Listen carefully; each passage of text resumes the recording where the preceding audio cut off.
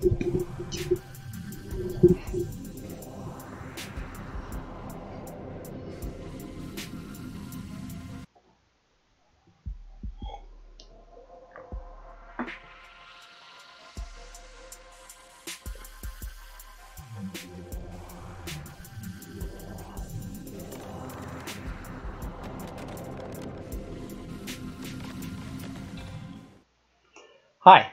welcome to Subcreation.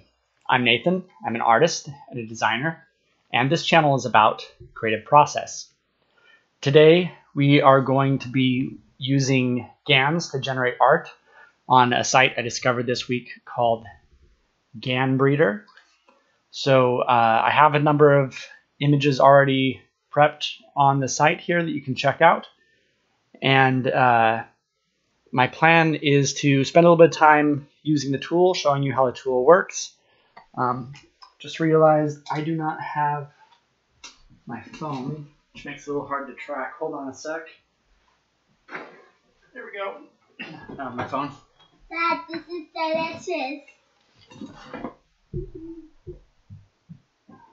Okay, so let me pull up my stream here so I can follow along what's happening. So, and I'm just going to switch over here to, oops. So this is Pinterest, where I've posted a bunch of the works I've created so far.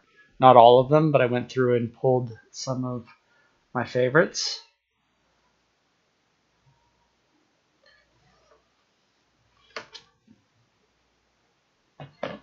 Okay. So for anyone who doesn't know what a GAN is, GAN stands for... Dad, I put loads of these dishes and okay. This one. Hold on.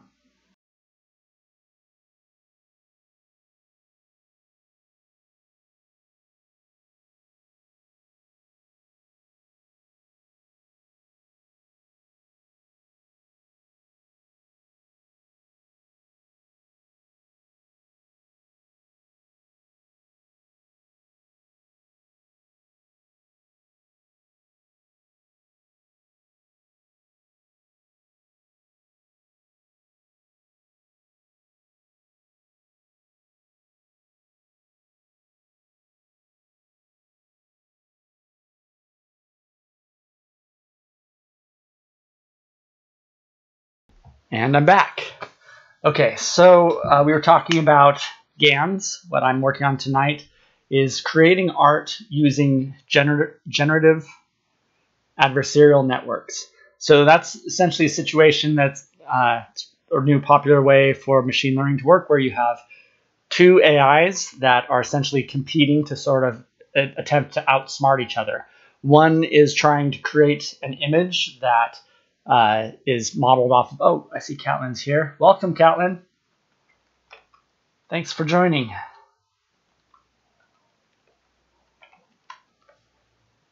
So one is essentially trying to create an image that is a good representation of a real image. It's basically trying to generate realistic photos.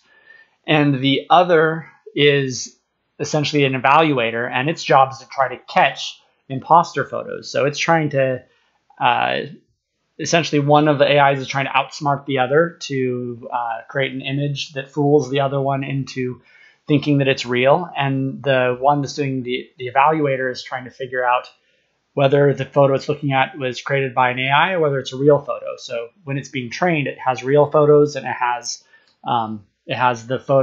images that it knows are made by its adversary, and essentially they go back and forth until the generator manages to outsmart the evaluator, and that's how you get these images. And it's actually amazing. It's pretty powerful. They've created images. We have talked about this on the stream before. And the place where it came up was when we were talking about, here, I'm going to switch over so we can look at this person does not exist. You've probably seen this before because it's really popular right now. And this is essentially using GAN to generate images of people. And with these ones, for some reason, I haven't seen this on the one I'm using now, but these little blots that appear sometimes around the edges of the hair will give it away. You can see a little bit of it happening right here. I will tell you that it's not a real image, but it seems that they don't all have that problem because I have not seen those kinds of blotches here. So here are some of the images. I'll post this, so if you want to see the work that I've been doing so far, it's available here. It's a little more fun once you get it posted. I've been creating lots of images on GANbreeder, but on GANbreeder, it's so easy to make the images. You just create them, and then you favorite them, and then the images are saved in your list, which is cool because it makes it easy to generate lots and lots of images, and then you can go back through them and pick the best ones. But I feel like they're not really totally, I haven't committed to them being art until I put them into my Pinterest, because here I get to name them. So you can see I call this bottled portal. I call these portal keys, portal key 3, 2, and 1. These flowers that I'm calling electric lights in bloom. So these are all images that were created using GANbreeder, and that's what we're going to be doing. So there's a couple parts where I'm thinking of doing tonight. First, we'll work with GANbreeder a bit. We'll generate more images like this, so you'll be able to see how it works. And yeah, hold on, I'm going to take a quick drink and of my tea. And if you're able to join, also this is the link to GANbreeder itself. So if you want to jump in there, you just have to create an account in order to be able to save them. So if you want to join in and do some of your own GAN breeding while I'm doing mine, you can also take images that I've started and iterate on those. So you don't have to, if you go through the site, I'll show you this, we'll walk through this together, but if you go through the site, it will start you with essentially an image. It'll give you sort of a simple starter image, and then you can go from there. I find that's actually a lot more challenging, beginning with just a couple of genes. That's what they're called. Essentially what they have is these sets of images that have been trained. They call them genes, so that it knows how to draw certain things. Oh, Mrs. Kitten joined.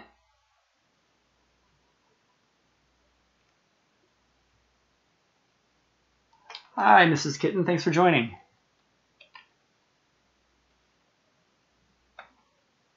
Oh, it's not giving me your name, though. Let me try that again.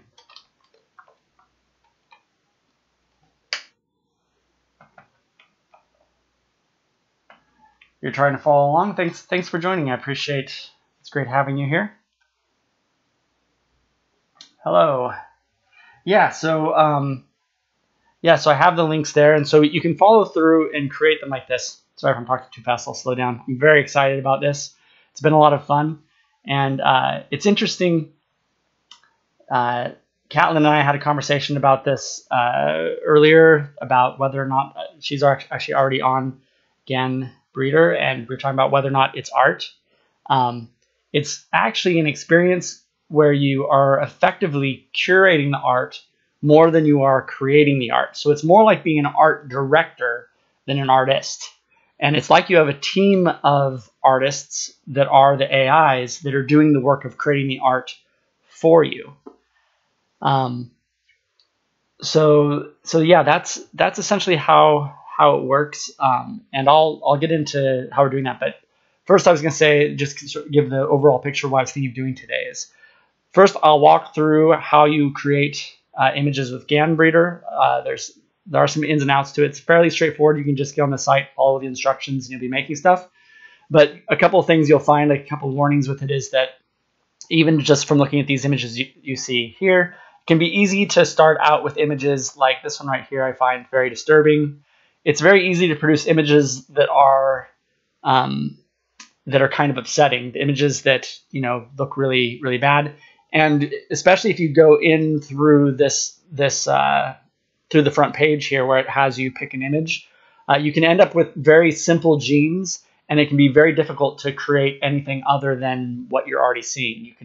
You can do a lot of what's called breeding. It says create children or add children, I think. You can create lots and lots of variations, but they'll all look the same. So until you know how to, I think the term is edit the genes, or essentially until you do some of the more advanced things with it, it's difficult to sort of start with an image here and build your way up.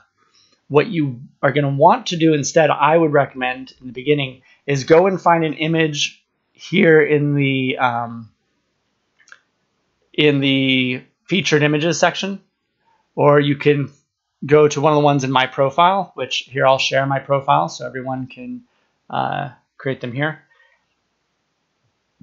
And these are all images that are somewhat more sophisticated. They have, what I mean by that is they have complex genes, they have lots of genes, and that makes it so there's a lot of variety that you can produce from them. And there's some images, I found there's times you can get into a place where you have genes that are, no matter how you even as you're tweaking them in the DNA, or if you're adding more to them, they don't seem to change that much, or adding to them tends to make them more homogeneous. And I'm not sure what it is that gets you into that condition. But what I've noticed works really well is if you take a pretty advanced one, like we'll just start with this one right here, and then you crossbreed it with something else. So you can see with this one already, this is the amount of variety that you're getting. So all these images that are down here are being generated from the same, it's basically taking the DNA or genes, see what it calls genes, it's taking the genes that are used to create this image, and the genes that make this image will always only make this image. And if you tweak them a little bit, it'll change a little bit, which you can do in the edit genes section. But if you take this image and mix it with other genes, that's what creates children, and that's what this is doing. When you hit this button here that says make children, what it's doing is it's taking this image and it's adding another gene to it. And it's adding a random gene to it and a somewhat random amount. You can add more by bringing it up to be more different, or you can tune it do more fine-grained tuning. Now you can see these images. It's kind of hard to see what the differences are, but there are some differences. You can see like there's a little bit more of a gap in here than there is in this one. So there's slight differences that are happening. You can see there's a little bit more of this orange connecting down in here than there is in this one. You're missing that dot there. So you can see is that basically it's like the computer, the GAN, is reproducing the same image again with just a little bit of variety to it. And that's what gives you the ability to essentially direct and control this in a moderated way, but or in an intentional way.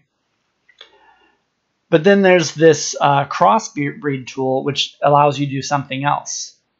And you can see that this image has been crossbred before because there are images down here that show its history of previous crossbreeding. But I'm going to go ahead and do a new crossbreed. And we'll choose something that is actually quite a bit different.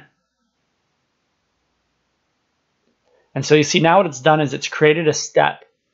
It's created gradation stepping from the image that I started with to this image. Even this image right here is not the same as this image. It's been bled a little bit into this image. So for example, if I wanted to do something, usually I grab one when I'm doing this. If I'm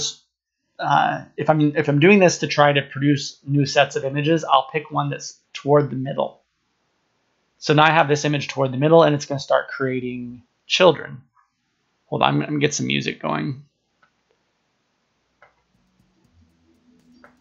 All right. So you can see that it created 3 children, and there's quite a bit of variety here, and they don't look quite like either of the images I started with, but it has all of the components of them.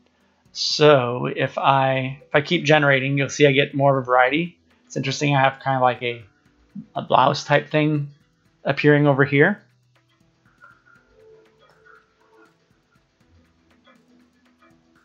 It looks almost like a silk dress or a blanket in the middle, kind of a puffy one.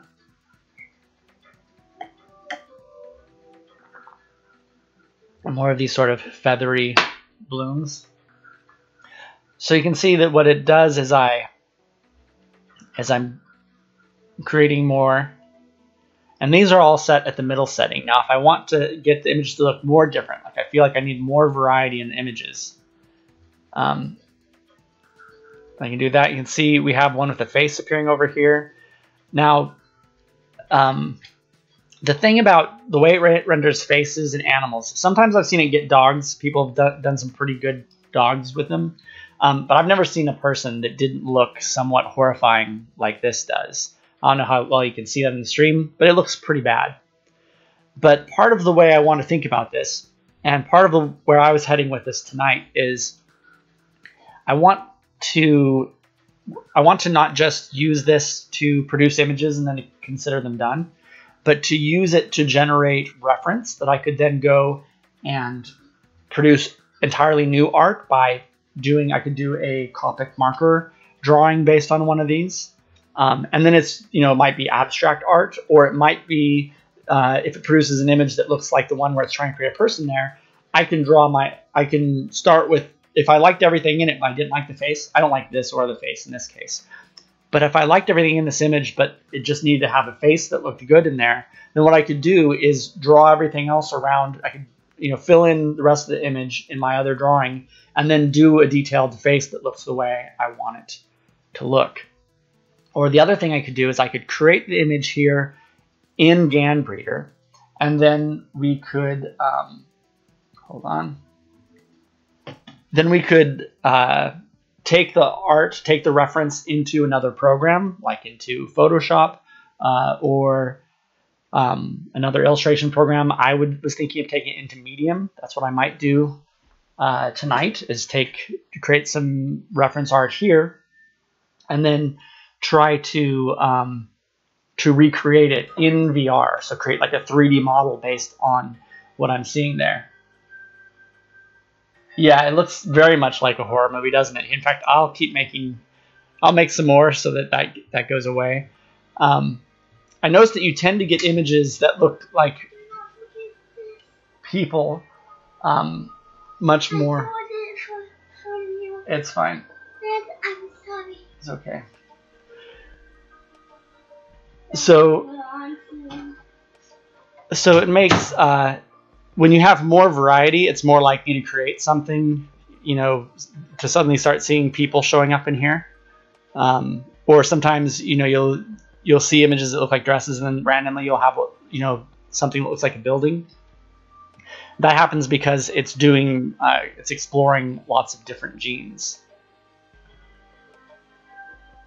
But if you can see, if you put it on similar, you're going to get mostly the same things. I found that sometimes on similar, not all the way to similar, but sometimes just a little bit on similar, you'll get lots of images that are about the same, and then suddenly you'll get an image that looks like it, but it's in black and white, or it looks like it, but the coloring is suddenly different. It's on white instead of on black.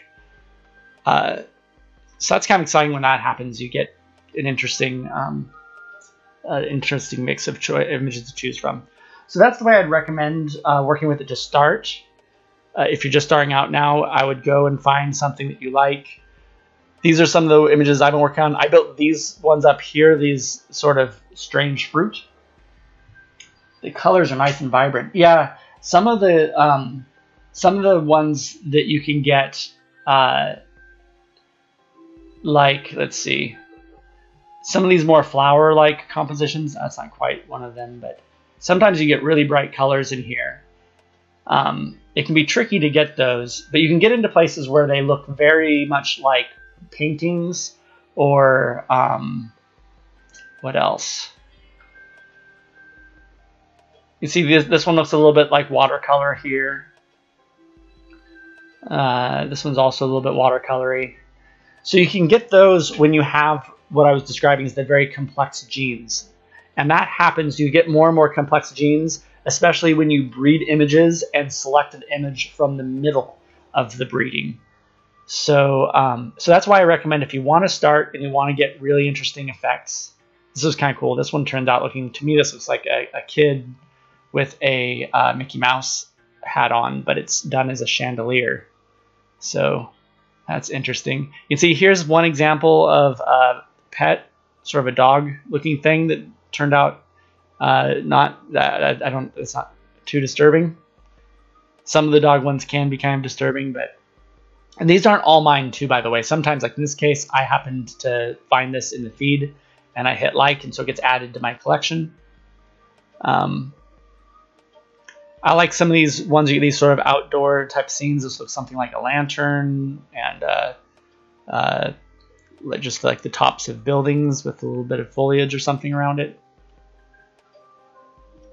So for me, the point when it really becomes art is when I bring it into Pinterest and I give it a name. So you can see, like when I named this one Disney Kid Chandelier, then I feel like now that it has a name, it's become art. I have some of these exploding orchids. I have this series of rustic green room and sort of this open, I call it open green library and a garden chamber. So now they all have names, and I'm sort of giving them life, sort of building a bit of a story around what these places are. You can see some of them look a little bit collage-like, and some of them just look totally photoreal.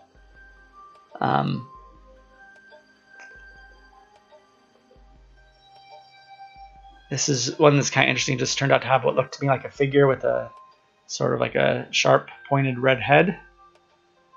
I call this one Afghan Pinata because it's shaped like a pinata, but it's got kind of like the fur of an Afghan. And that's all of the images that I've managed to give names to. Looked like a stuffed animal. Yeah, that one did. Yeah, you're talking about back on this other page, the furry dog thing. Yeah. So I've been just creating tons and tons of these things, and I've had so much fun with it. Because it's basically an experience that's like creating art, but by doing the activity that you do on the internet when you're just browsing and like on Pinterest, where the activity's mainly, collecting the things that you like. And it's pretty amazing some of the things it creates. Like here's this thing that looks like sort of a carved out wall with some sort of crystal art inset to it. It's just really amazing. And I like to imagine that there's that, like these are, I feel a little bit like I'm looking through a camera into an alien world. And I like to imagine, when I see things, that they're artifacts from some other civilization or like some other alien planet or something. You can see how like the lettering that it does on here looks a little to me like Russian. But it's really just indecipherable. You can see something in there. It looks almost like a combination of Russian and Arabic to me. Lots of these interesting buildings. And some of them I really like when they go to look more like paintings. Like this one feels definitely like a sort of like a painting in Venice. Has sort of an aged quality to it. Did a series of these underwater creatures, very colorful underwater creatures, and some of these more simple life forms. And I also did this series of just sort of like a plain wooden styled building with lots of green stuff growing inside it. And this I call an electric bloom or electric flower buds. just like the way that it had this little wisp. The other ones just looked like exploding flowers to me, but these ones happen to have a little bit of an effect happening. I imagine that it's like a planet where they have sort of like you have like lightning bugs. These are like lightning plants of some kind. And I have all these pillows that I made, some more what looks kind of like underwater stuff going on. I call each of these in my Pinterest set, I call these portal keys, because they look kind of like they could be some sort of alien keys, but also because there's like this inner light from it that almost looks like you're looking through the key into maybe the part of the other world this key would connect you to, or to wherever this portal opens up into. And similarly, some of these look a little bit like jars with some sort of alien things in them, but they also look like they have little bits of other worlds in them. And I haven't named these yet, so I'm not sure what they are exactly. Looks like jellyfish. Yeah, and jellyfish are, it's surprising that jellyfish are one of the genes, so it's possible that it's drawing some of this stuff from jellyfish. But usually, it's oftentimes I'll look at something and think, oh, this thing looks just like a fountain, or it looks like something else. And then I'll go and look at the genes and see that even though there is like a fountain gene, that it happens to not be using that gene. So here's some more of the portal keys and more of this green room. I really like this one, the way the sun is coming through in this one. This is probably one of my favorites. I don't know what to call this one yet, but I really like how this is a very photoreal thing, and it looks like a place that I want to go. It's amazing. Some of the images are so realistic that my youngest daughter, when she saw one of these pictures earlier, she saw something. I forget which one it was, but she pointed at something and she said, "I want that. Buy that for me." And I was like, "I can't buy that for you. That doesn't exist." And she was like very upset. I couldn't quite make her understand that this is all wizardry. It is a series of kind of what I consider to be like these bubble creatures. Maybe like I've seen creatures that sort of look like this, luminescent underwater creatures. So this is probably not too far from that. You can see it has a little bit of like organs or something going on. But they look mostly like bubbles.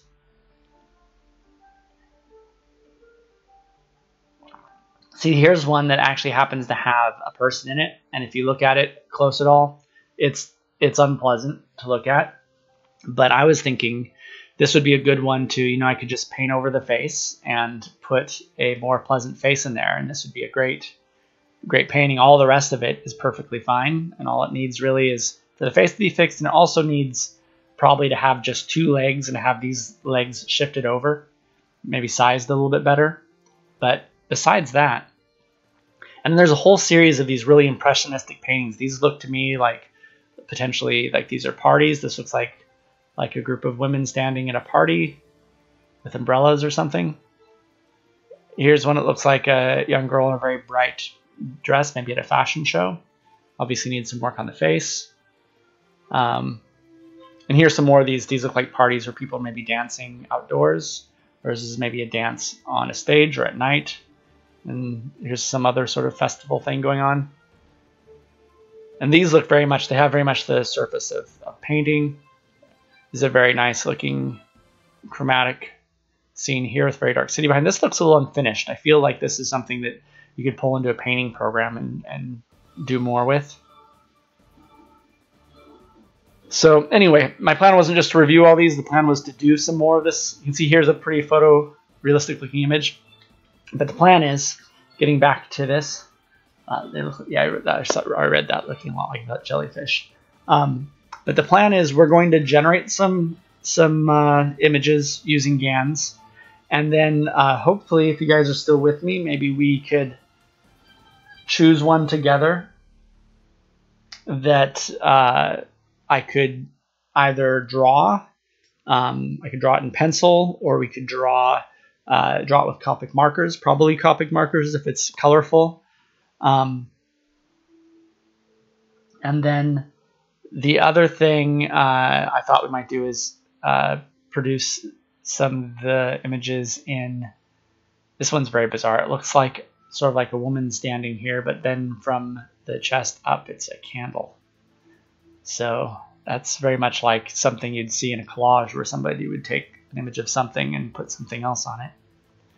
But anyway, yeah, the idea is we're going to generate some of these images together. And so to start, why don't you go ahead and pick maybe your favorite from what we've seen so far, either from Pinterest. And we'll maybe work with one of those as a start. If you can send me that now. And you can pick one from my gallery that I set, or you can pick one from the, if you go to browse in the featured section, you can also go through all and pick some of these are all the images that anyone is making right now are all available right here. I don't like them when they have faces in them. These are really disturbing. So that's one part of the trick to this, is realizing the potential it has and not getting too creeped out at some of the weird things that you end up seeing along the way. But while you guys take some time to pick out whatever you want to work with, we can use one of those images to start. Maybe send me 2 images if you'd like to pick something that we could crossbreed.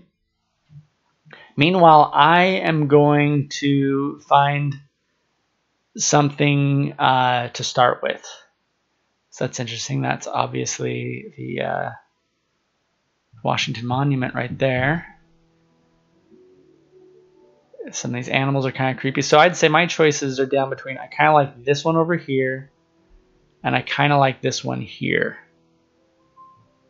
I'm not sure which one I like better. I do kind of like, one thing, it's kind of fun playing with with cars, with automobiles, because they're a little less disturbing to see in weird configurations.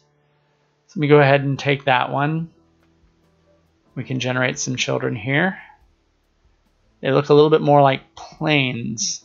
These must be kind of based on a plane.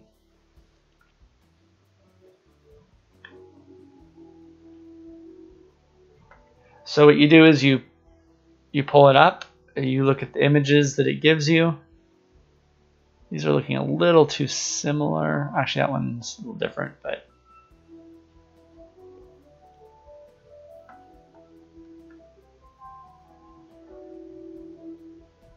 so this is the process, basically following the way that they do bring you in, is that you start by choosing from one of the images that it selects for you. And you'll see that it has some very basic genes. We'll look at it at the genes here. Oh, actually, that's kind of a few genes. Usually it starts me with just 2, but it looks like because I've selected a few already, I've got a number of them. I've got, it says African gray there, bee eater, dugong, ambulance, hoop skirt, and agaric. Agaric is a mushroom. I'm going to bring that one down a little bit. I don't know what a hoop skirt is, but I'll bring it up a little bit. And the ambulance I'm going to bring down. So this doesn't even have plane in it. So remember how I was saying before that it tends to be that you'll see something and you'll think it looks like something, and then you'll go and look at the genes and find that it doesn't even have the thing. So I think plane would be under large objects. There's airliner. Let me see if there's a smaller plane.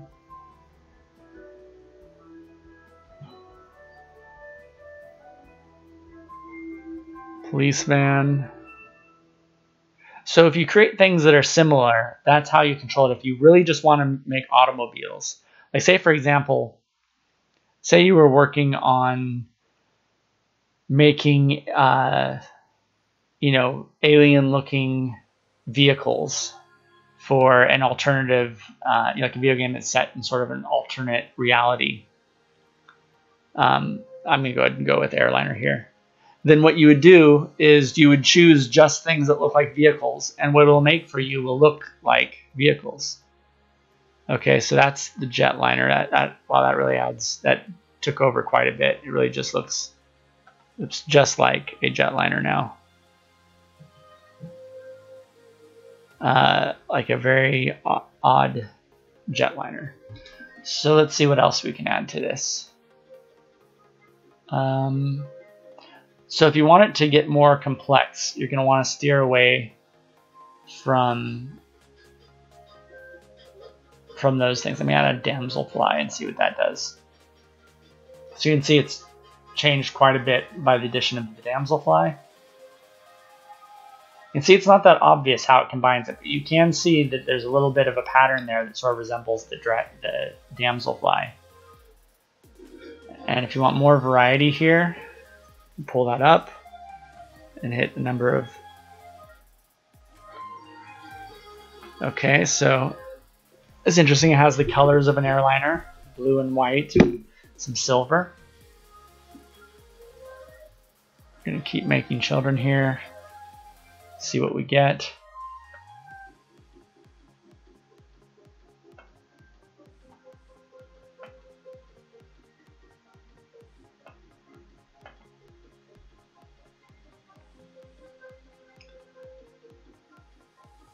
All right, that's kind of looking interesting there.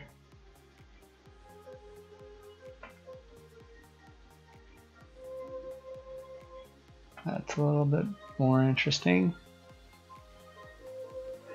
So I think I'm going to try to steer this back toward looking a bit like a plane. So I'm going to select a new gene. And we'll go under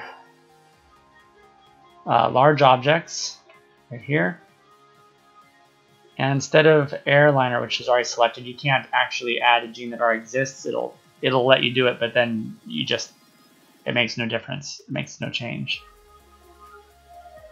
Okay, so there's a fireboat, harvester, minivan, ox cart, pickup, police van, racer. So I'd say the things that would probably start to straighten this out right now would be, let's see, we've got warplane and wing. I'm going to go with wing for now and see what that does. Didn't do that much, so you just bring it up a little bit. All right, let's add back to large objects. I'm going to add warplane, make child. So now you can see it's starting to look a little bit more like oh, you can't really see it so well here, but I'll pick that up here. So it's starting to look a little bit more like a plane. It's got some of the sort of fins of a plane. And down here, it's really appearing to have more of like landing gear.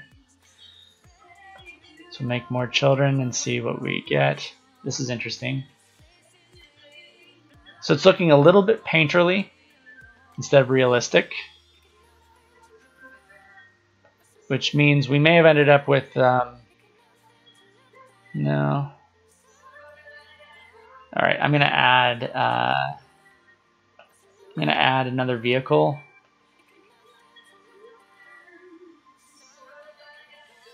I'm thinking maybe the minivan. See what that does.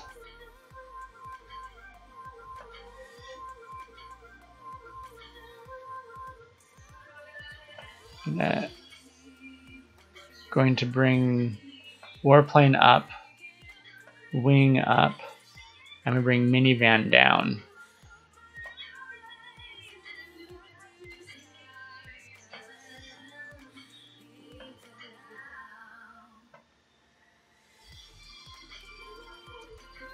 I'm going to go for some variety here. You can see that when you're, well, there's a little bit of change here, but typically when you're working with building the genes up like this, you don't have as much room for variety. This is interesting.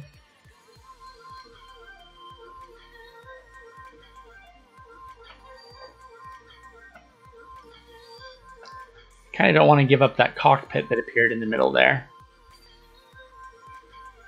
Let me keep looking. It looks like two planes meeting in the center. This is interesting.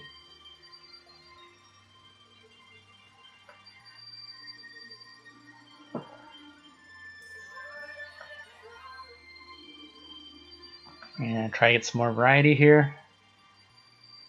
Not that much variety.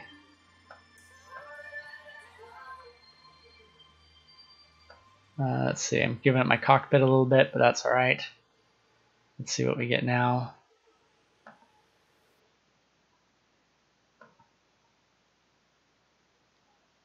That's kind of interesting. So you can see sometimes you get a lot more control than others. This one seems to have clouds above and below. So I'm not seeing anything I want to save here so far though, so I'm going to go back. I'm going to go back and start again.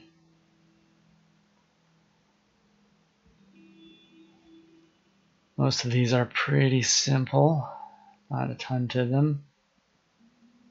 Let me give this another shot, or it says pick from category and set it to what that does. I'm going to go ahead and choose landscape. Now it's going to ask me which one's most interesting. So now you can see it's giving me mostly photoreal images.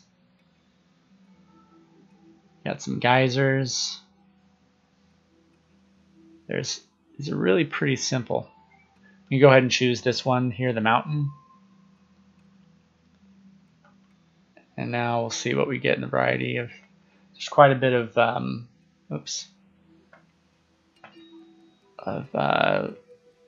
volcanoes mixed in here.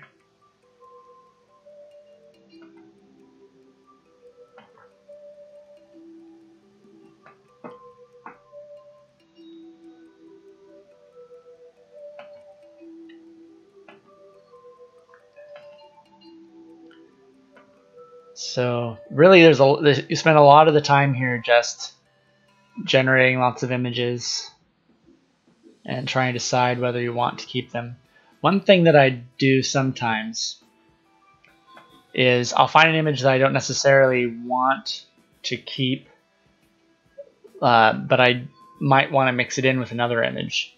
So I might say, okay, this image is interesting. This image is interesting, and I like this one. So I'm basically going to take, since I hearted this image, I can now go into crossbreed. And, oh, I can see somebody has actually crossbred this before. But I'm going to go ahead and select one of my images, which is this one here.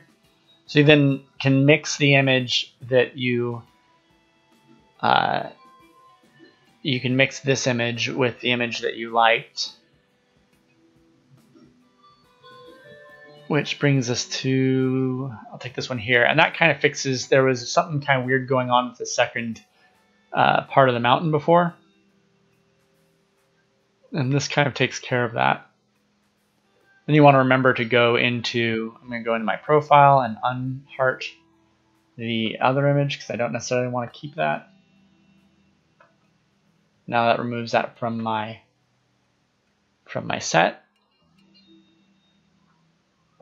By the way, if you're creating your own images in GANbreeder right now, please feel free to post them to the chat when you get a moment. I'd like to see what you guys are doing too. Maybe we could combine efforts. So I like this one a little bit better.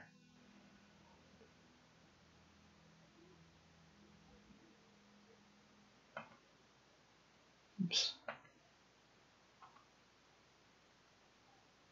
A lot of them that are volcanoes, but that's not quite what I was going for. Let's see. All right, I like this one because it's pretty simple and it has that little cloud above it. Wow, look at this. That's just totally erupting. Okay, so I'm going to take this, and I think maybe now I will try crossbreeding it. It might be interesting to see this crossbred with something that is maybe sort of a window. We'll see, I don't know. Oh, I'm out of images. Okay, well, another way I could go about this is I can heart this, so it's added to my profile, and then I can go into my profile and go and pick any image I want to mix with it. and then I can go back to that. So let's see. What would be interesting to combine with mountains? Now you can never quite predict how it's going to mix it with the mountains or whatever you're doing. You can't necessarily predict how it will do it. So that's worth keeping in mind.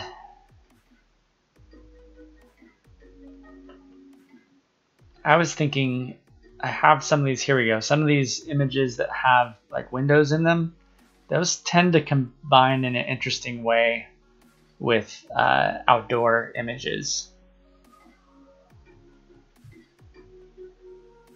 This is actually one of my favorites. I wonder if that could be combined with it. Let me give that a shot. It's doesn't seem like it would make sense. Okay. So what we end up having here is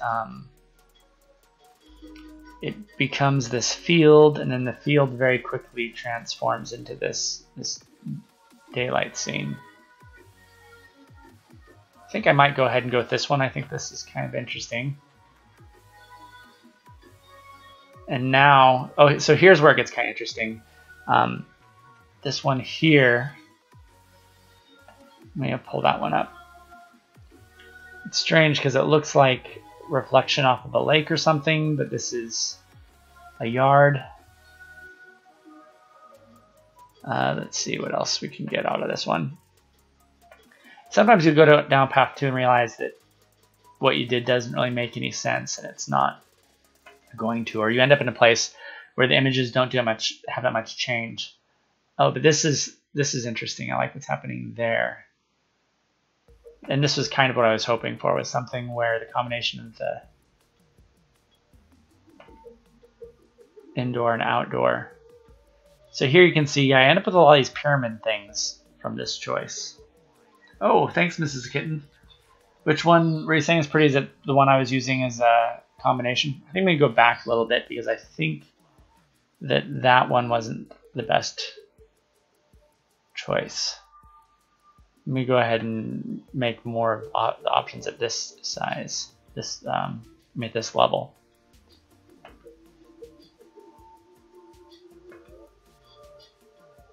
So you can see it's kind of like the same activity you do if you've ever used Tumblr, or if you've spent much time on Pinterest.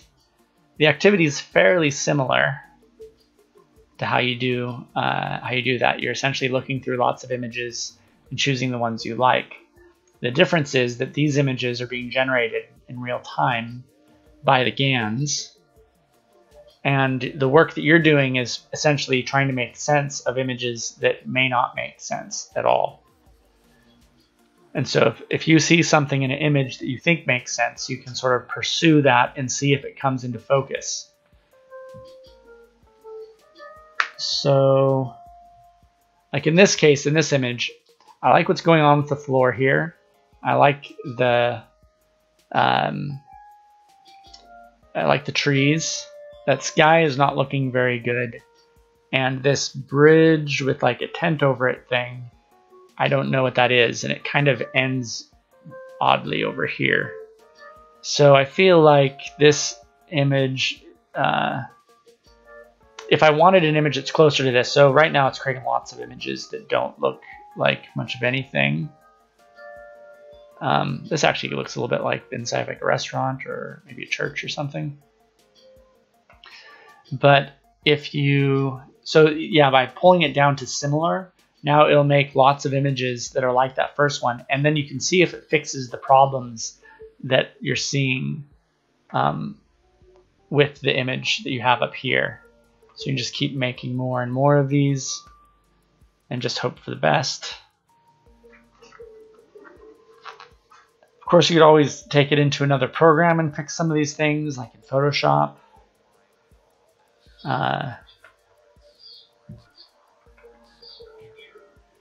Or you could use it, like I was thinking you might actually print some of these out and then create collages from them. So if you're doing that, then you don't have to worry about it as much. You'd think like, yep, this is the part I'm going for, and I'll just cut that out. Yep, you're referring to that image. So let's see. This repairs it a little bit because it sort of covers over, like that connects better. It looks like that could be disappearing behind it.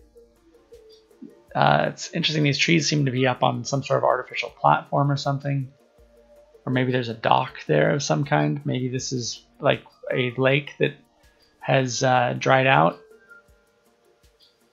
and it's lush at the bottom. And that used to be a dock, and this used to be a bridge that was going over it.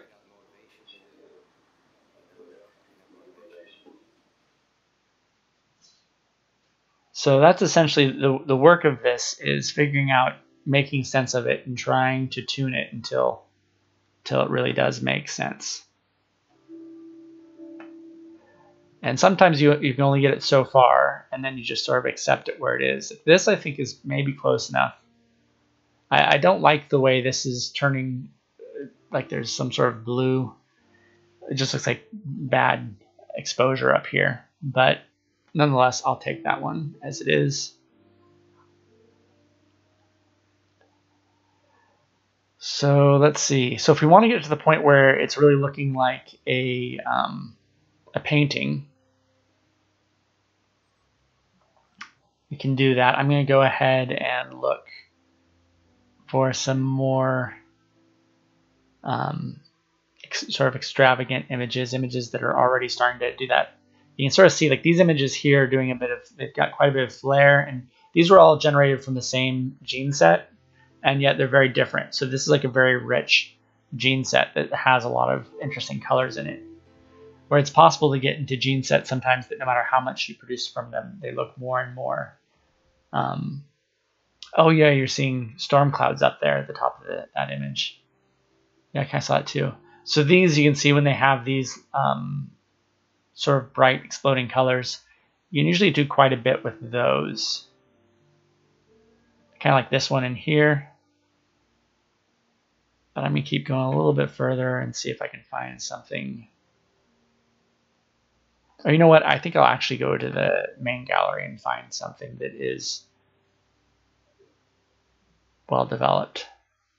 This is interesting over here. Like this I like. It's got lots of colors in it. Looks very alien. And I guess I should also be thinking a little bit about how it would intersect with the image that I'm making currently. Not that I can predict it, but sometimes, ignore that skull thing, that's pretty disturbing. Ignore this monkey thing, that really bothers me. Let's keep going. Let's see, when they have faces, they're pretty bad. I did a series of pillows earlier, those are kind of fun. See an enemy dog. I can't get the answer to that on HomePod. Oops, looks like I triggered Siri. Okay, I'm gonna go back. Now I'm gonna go for a little further. This looks a little bit like you're looking through a wave that's crashing on you. That's kind of interesting.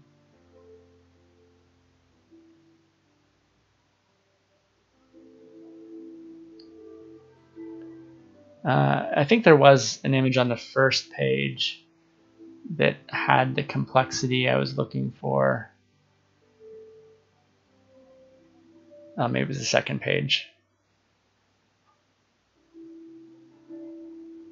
Because I think we want to get into, like, I'm thinking of doing maybe sort of a more abstract one. No, that's the same. This is interesting. It looks like a mashup of like a kaleidoscope of R2-D2 or something.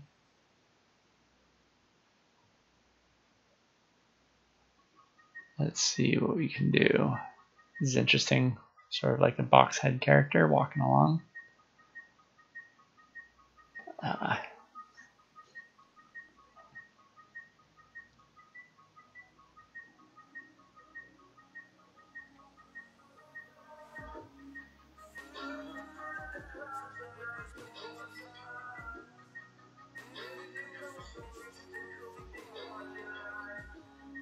Just want something that has some color and texture to it, but is more horizontal than vertical. Oh, like this might do. All right, so I'm going to take this. I'm going to crossbreed it with the image that we were just working with. This one.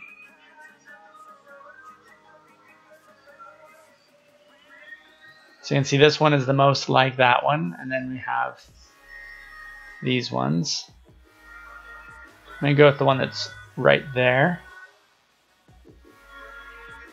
And look at, this is interesting, the images it's giving me as children really don't look anything like it. They're very city-like. Oh, there's a lot of architecture in these. It's very strange. That cat is funny, yeah. Yeah, there's some funny looking creatures in it. I'm not liking any of this.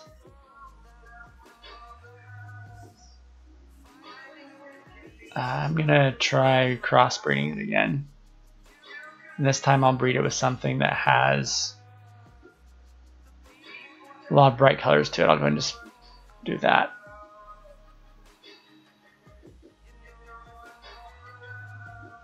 Okay, so now it's turned that building in the center into kind of like a sign over like a telephone pole or something.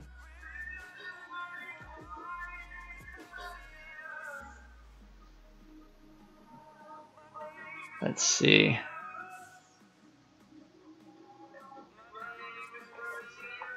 A little more variety. The colors have gotten a little muddy.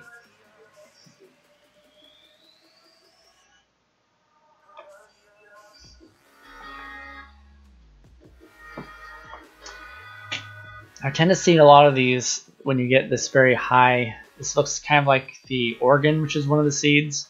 And then sometimes you get these windows with crosses in them. I'm not with, like X's across them. And I don't like that. It's a little weird.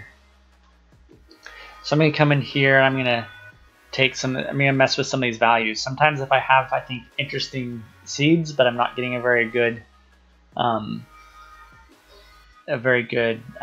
result, I'll come in and just mess with the values and see what happens. So you see there are a couple of dogs in here, which is strange. There's jellyfish. I'm going to bring the jellyfish up because I really want to get more color, maybe sort of more of a paint-like effect with it. Oh, here it is, the organ. Actually, the organ isn't that high, but it's determining a lot. Looks like a shrine. Yeah, a lot of things produce strange shrine-type things, Mrs. Kitten. Oh, so look at this.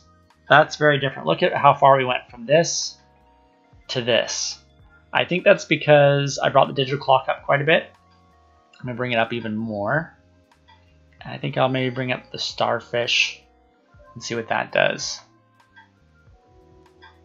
I'm going to maybe try bringing up the broccoli, see what that does. Sometimes if you pick something that has a lot of, I don't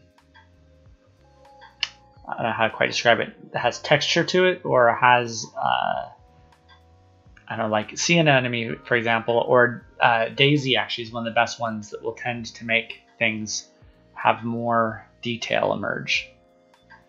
I'm going to bring volcano, maybe I'll bring a volcano back up a little bit. I'm going to bring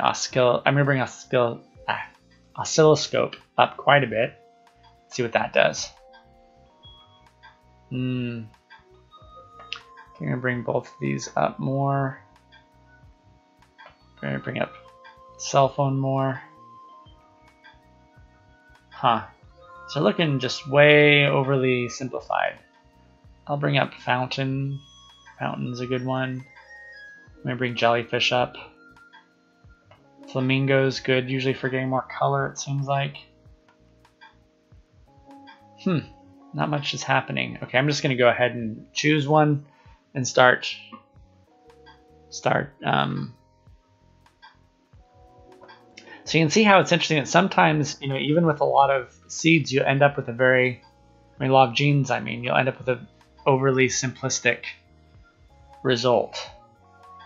Let me go ahead and make these very different. And see, even it doesn't even feel like bringing up the difference is making a lot of variety in this case. Okay, this is a little more interesting, so I'm going to go ahead and choose that.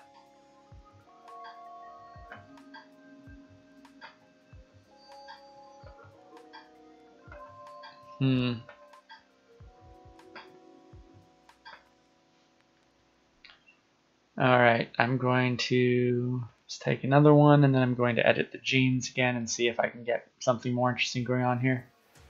I'm bring the oscilloscope up. I'm going to bring the digital clock down. It keeps scaling my window accidentally. Okay. I'm going to bring the volcano up. Bring the bubble up. And dragonfly. And jellyfish. And flamingo. Huh. Seems like it can barely get it to do anything more. I'm gonna add more castle. That tends to add more detail sometimes. And let me bring fountain up and see if that helps.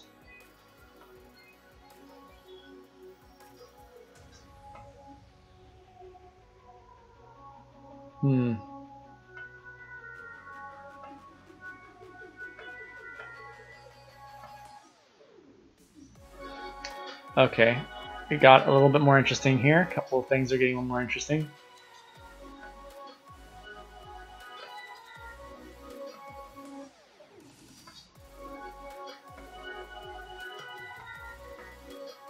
So it takes some patience.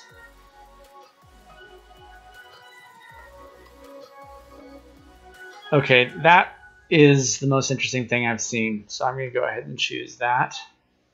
I like what's happening there. I'm going to continue making a broad variety from it.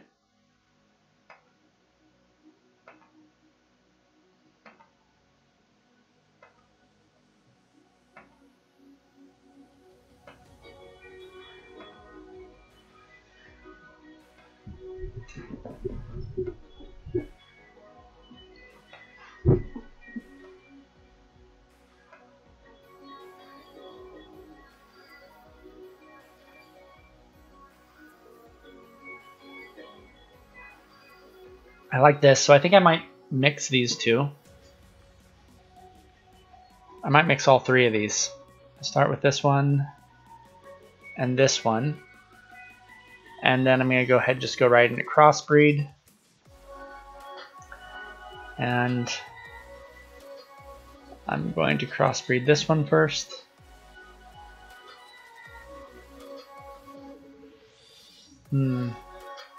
None of these are as interesting as the original, though.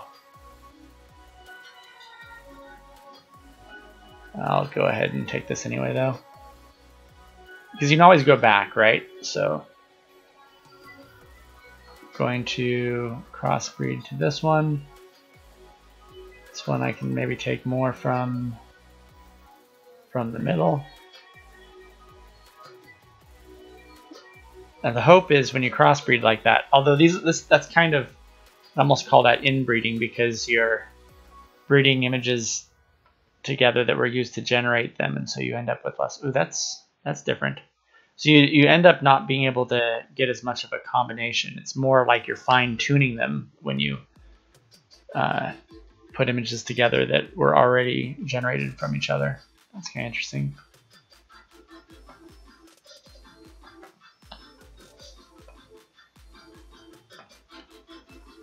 So crossbreeding gives you a little bit more control, but because it kind of locks down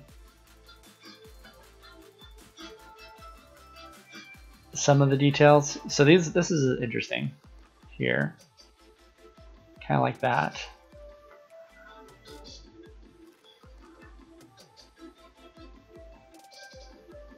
Let's see, there's this one here, has a little bit of a TV to it.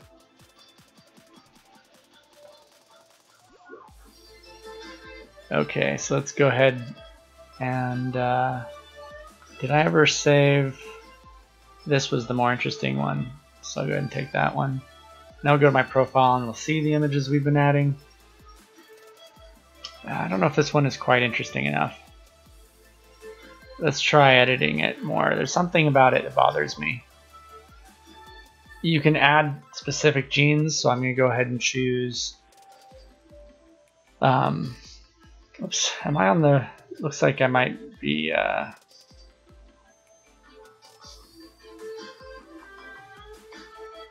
just rest on my close Sparkle Cam. Oh, anyway. Okay, so I'm just going to go into, I think it's medium objects. I think there'll be TV in here, or computers. Those can make for good. Notebooks good. Or television. I think I will add television to this one and turn it up quite a bit.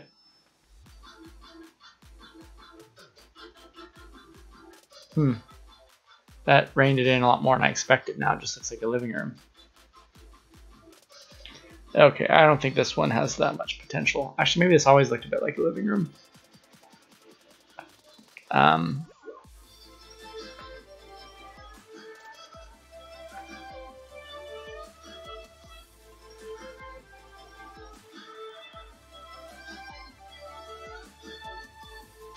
So let's see. I wonder if I can maybe keep going with this one. See what we end up with. Hey, Joel, thanks for dropping in. Yeah, so I've just been showing off. I'm guessing this is Joel Simon. Is that how it's pronounced? Joel is actually the creator of GAN Close. Simon? My apologies. Yeah, so Joel Simon is the inventor of this amazing tool. And if we go into, let's see, go to my profile, I actually have him listed up here at the top. Yeah, Joel Simon. You can see his work here. Looks like he's been mostly favoriting people's work because these are all these look like these are images that he's been favoriting that other people did. You can see some of mine in here too. I did some today that got a couple of likes. So that was yesterday. But yeah, well, thanks for dropping in. We're just working on creating some images. The plan, what I was thinking of doing was creating a series of images and then maybe take them into another program. I do some sculpting in Oculus Medium. So I was thinking we might take something into there to develop further. Or the other possibilities, I have some Copic markers here and I might try to recreate, like use it as reference to create art and maybe make some variation there. I have not, this would be the first time doing a sculpt from GAN Breeder. So everyone has, I put it Pinterest in the feed. I'll post this again here, some of the images that I'd made earlier today. I haven't put them all in there, but if anyone wants to go through and pick an image that they think I should use to sculpt, obviously the things that have substance to them, like these vases or the lanterns, those look more like lanterns to me. I'm actually interested in doing probably something like this because you can see how this lends itself to it. And also I've had a lot of fun with sculpting landscapes before. So it'd be interesting to do something with architecture in it. Or maybe one of these indoor scenes could be interesting. Possibly this one. So if people get a chance to pick out something, I can't do it. I'll probably want to work with the limitations of the medium. You know, it's going to be very blocky, very like clay. It's really like working with clay. but I can paint on it too. So maybe something like this wouldn't be necessarily out of the picture, out of the question, but I can't do like glass yet, and I can't do fur in the tool that I'm using. But something, I could probably do flowers, and I could do one of these indoor scenes with all the vegetation in them there.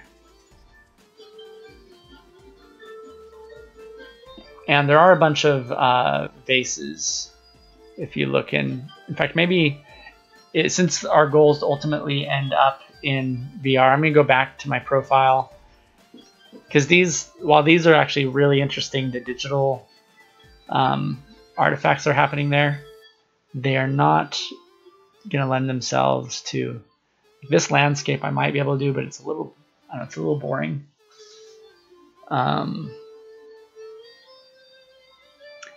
But I had a lot of vases earlier, so that's a sort of a vase type thing. This tool right here makes, or this, I mean this, I'm calling it a tool because I use this to generate so many of those images. I might just pull this one back up because this is just a really rich gene set. So do you have any tips for us, Joel? I've been explaining the bit I've learned. I've only been using this tool for a couple of days now, but I feel like I've figured out a fair amount.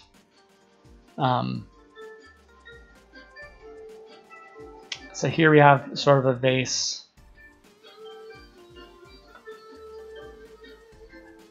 Of course, I can't really do, so here are some vases, but I won't, anything I do would have to be a solid interpretation of, I can actually do sort of this metallic, I can do sort of metallic type effect.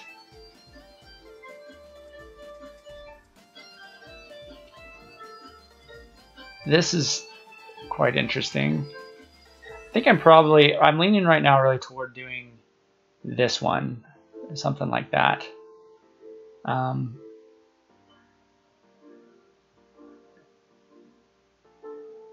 It is really interesting, some of the sort of still life, alien still life that you can get out of it. This is kind of interesting. That seems like it would be somewhat straightforward. And then maybe what would be interesting about doing this one would be that I could kind of do the whole scene, and then you could probably get different angles of it. I like this one here too.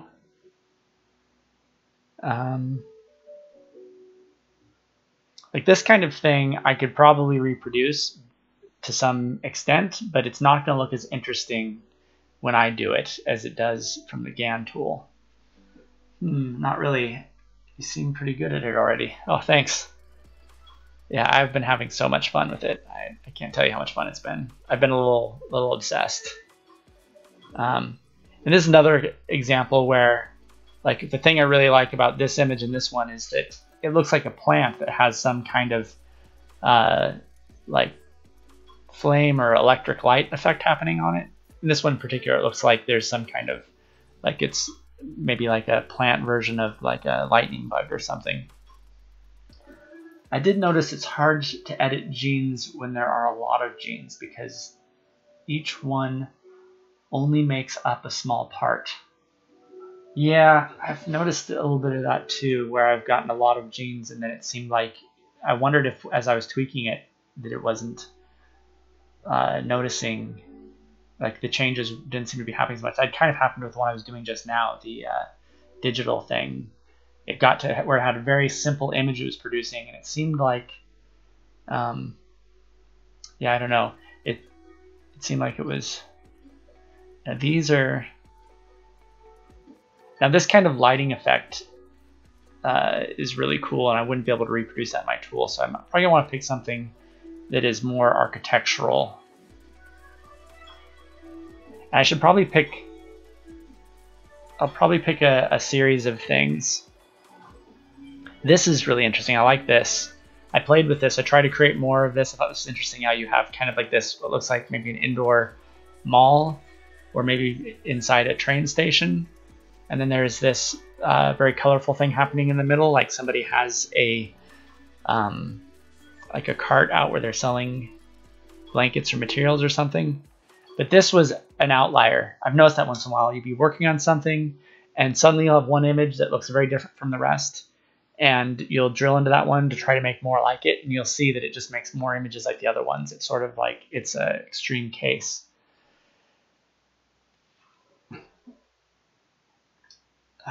Yeah, I saw that. I never expected there to be so many genes in one image. Haha. I may tweak the way it calculates it. Yeah, I have a lot of ideas of things that would be interesting. Not that you need help, but there's like there are times when I feel like I want more of a particular color, and I kind of wonder if there was like a way to sort of paint in a color to tell it, hey, I want the thing underneath this, in this area here to be this color. If it'd be possible for it to be able to, I don't know, a lot of stuff you could go into Photoshop and do afterward. So I also thought it'd be interesting if you could take a gene and sort of draw in just the area that you want to apply that gene to, but then have it still render the whole image, in a way that it is incorporating them. That could be. I've seen demos of GAN that did that sort of thing before, so obviously I'm not making that up. So this was, every once in a while I get these really interesting indoor scenes. Like this one appears to be a woman facing away, and if it didn't have just that little bit of bald spot in there, or if the head didn't go so high, it would be really... So this is one that would be interesting to keep working on in another tool. Yeah, this. Yeah. Yeah, this is the one I'd seen was different, but this is a good example of it. Yeah, that would give you quite a bit of control over it. I'll have to say I'd feel a little conflicted about it because I like the hands-off. Like I was explaining earlier, that I feel like this is a bit more like being an art director and less like being the artist. You're basically telling it, ooh, I want more of this, I want less of that. And I like that about it. I like the fact that it gives you kind of a director position as opposed to being... Okay, so I've gone too far. I'm going to go back and save just the ones earlier in the set that... And then we'll get into, this is actually the way I think about it too, the director role. Yeah, I mean, I had, after using this for a little bit, I started to have a bit of a sense of what I hope the future will be like when AI is doing all the work, that it won't necessarily be that it just does it without us, but that it'll be more like working with teams of, having teams of support. And that's definitely what this feels like. I feel like before this tool existed, before I could do this with this, I would have had to, go and, just do tons of work to produce these kinds of images, either with collage or with, manually painting them. And if some of these, I'd never get these. Obviously, I'd never get these exact effects. But even if I knew how to produce these effects, I would have to use, have teams of people doing this. Okay, so this is the one image I want to save this. And that is just incredibly valuable. So I'm going to go ahead and save this to, I need to get this into Medium. Wow, thanks for dropping in, Joel. It's really cool getting to have you here. Okay, so Medium is here. Do imports. Yeah, imports is where I want it. Reference images. I think it'll find it. These here. I'm just going to do this. GAN building 1. And then I actually like this one too. I don't know how much of it I'll use, but maybe I might incorporate this into one of the courtyards or something closer up in the building. So I'm going to save this image as, call it courtyard. I actually thought it was sort of more of an open market. I'll call it that, open market. And kind of want to hurry because I'd like to keep going. It's interesting. That's like the night version of it.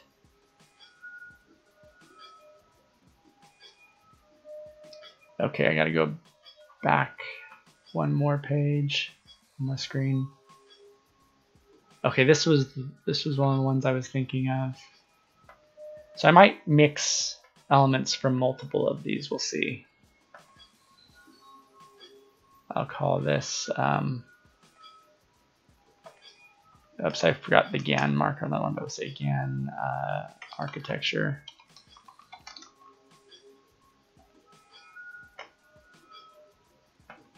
Doesn't matter actually the name. Just so I can tell them apart. All right, let's go back. And I think just for the fun of it, I think I'll pull in a vase too. I might end up using some of these vases.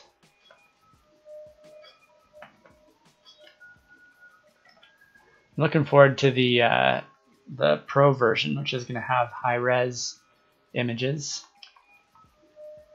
That's in the works, I understand. Now, Joel, when you said in your email before that you were doing a Pro version for game designers and video artists, is that the same Pro version you're working on for this, or are you creating something else that will actually involve outputting video assets? I imagine for gamers, it seems clear that what they would want is textures, but I was also thinking it seems like a big part of the value for this would be in prototyping, right? Is that you'd have the ability to rapidly generate lots of, especially for alternate universes or for if you're trying to create alien cultures, that this would be a really great way to produce lots and lots of things to choose from, and then you can choose the ones that you like and then try to model those things in a tool like essentially what I'm doing right now and what I'm going to be doing in Medium. That's how I think you'd get the most value from it. So I would think that, well, obviously having high resolution would help with that. But maybe potentially some, I don't know, maybe integration or something with those kinds of tools. But I don't know, I wouldn't be as excited about that. Actually, when I mentioned in the email before my interest in maybe brainstorming with you, I was thinking of ideas, maybe generating. I do concepts. I mostly like ideation and product incubation. And what interests me most is inventing business models. So especially since this is an amazing tool that I'd like to continue using, I was thinking of maybe trying to think of additional ways that you could monetize it. Let's see. Yeah, exactly. I'm making a new version, slightly different UI, that would have other image models. I'm starting with portraits and landscapes and then would move on to the other ones. Oh, cool. Yeah, so what I was thinking of doing was just coming up with lots of different ideas of ways that you could monetize the tool to make sure that you're able to keep the lights on. One of the ideas I was thinking was, you can see it's pretty straightforward. Twitch actually has some of the best monetization for creator tools I know of. So I would try to keep this version free for casual creators. Yeah, I like that about it. That you're keeping, that they would have. That's what it seems to imply with the Pro version, is that you're planning on having this always be available. But what I was thinking would be interesting is, even for the casual creators, like, think about how Twitch works. Anyone can get on and start creating streaming content with Twitch, and people invest tremendous amounts of time and energy into it that they may not necessarily have. I mean, time that they don't necessarily expect to monetize to make back, but they start getting small amounts of money back for their investment on it, and that really drives them to create more. Oh, Britt's here. Hey, welcome, Tiny Pachyderm. Great to see you. Hi, Tiny. Oops. Gotta show you. I don't know if were you here to see my new. You were here when we made the emote, but I don't know if you saw it when it was approved. You might have. I'm not sure. Yeah. Okay. So you're seeing the emote. That's it. So we're doing GAN breeding today. We're making. Oh, Miss Kitten's off. Thank you so much for joining us, Miss Kitten. Had a great time hanging out with you. Thanks for following along and going along with me on this ride as we try something very different from what we've previously been doing. To bring Britt up to speed, we are doing GAN breeding, which is a tool that Joel, who is on, Joel Simon is with us tonight in the chat. He actually created this tool, and it's amazing. I've been so addicted to this for the past few days, about really just over the weekend, really. It's basically using adversarial networks to create art, and you basically direct it to make whatever you like. Oh, thanks. I'm glad you enjoyed it, Ms. Kitten. I always appreciate your presence here, and it's good to know that it was that you enjoyed it. Okay, so this one is a vase.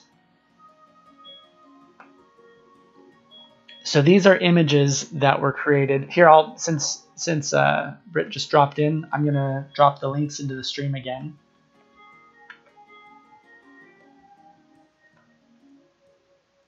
This is something Joel shared. And I'm just going to go ahead and pull up my link to my profile directly so you can see. FYI, your account has more high-res downloads now. Let me know if you need more. Oh, awesome. Now, do you get to the high-res one when you, is it high-res when you hit the download button? Am I, because I just saved a bunch of them, but they were kind of, I think they were lower res. Oh, okay. Well, that's what I need to do. Then I need to go back and resave those because I see. Awesome. Thanks for giving me the high res downloads. Is there like a limited number of them? It takes a moment. Okay. Oh, that's so good to know. It uses upscaling. Okay. Let's see. I'm trying to get back to the main images that I just used. Okay, so this is one of them. So I want a high res of this one. Oh, okay. I see. Oh, print with latex ink on canvas on wood with hand painted details. Is this the feature that's coming? Or is that actually, because that was one of the ideas I was thinking was just, oh yes, it does. Oh, that is so awesome. So in this case, so I would, I'd be buying a print of my own image then. I see. Okay. So I'm going to hit high res. Okay, it'll be available in my account page shortly. Okay. Because what I was thinking was that one way that you could monetize it would be if artists could sell their images for other people to buy, and then you could split it, you know, sort of like Twitch splits subscriptions with you. That was another thing I was thinking also was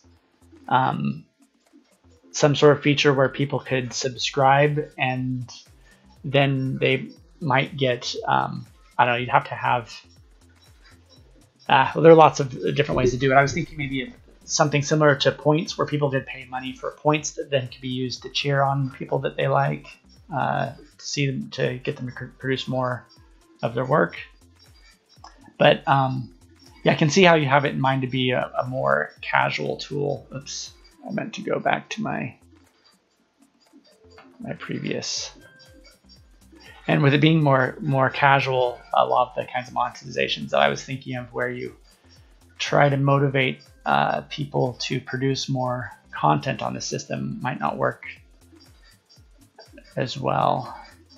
Or that might be a part of the pro version too. Maybe the gray isn't clear. You can click it. Yeah. Yeah, the issue is ownership is hard with GamBreeder. I don't know if you saw this drama. Oh, I haven't seen the drama. Why is AI art copyright so complicated?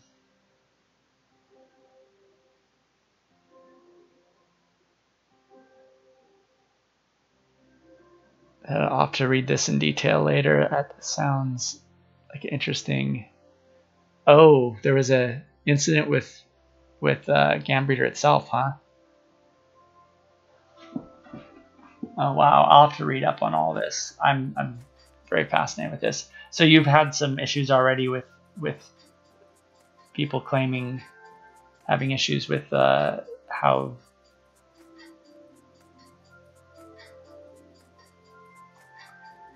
I think of GamBreeder as pushing post ownership. Interesting.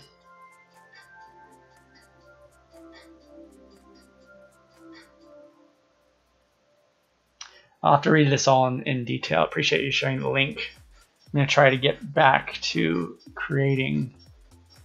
I'll definitely read up on this later, so I have more up to speed on the situation. Now, did I click this one? I don't think I did. Is there a way you can upload your own art and then GamBreed it? Yeah, that is something that I think would be interesting. Doesn't it take like thousands of images to train it though? But that is one thing I was thinking that would be an interesting pro feature, would be the ability to essentially train your own, 100,000. Wow, 100,000. So the ability to train your own genes would be pretty intensive. Okay, I'm gonna see if I can get one more of these images in high res, and then I may jump into it in low res, since it's gonna take a few minutes. Hey, Tikiwa, welcome. Thanks for dropping in. Oh, Kitslam's rating. Hey, welcome Kitslam and fam.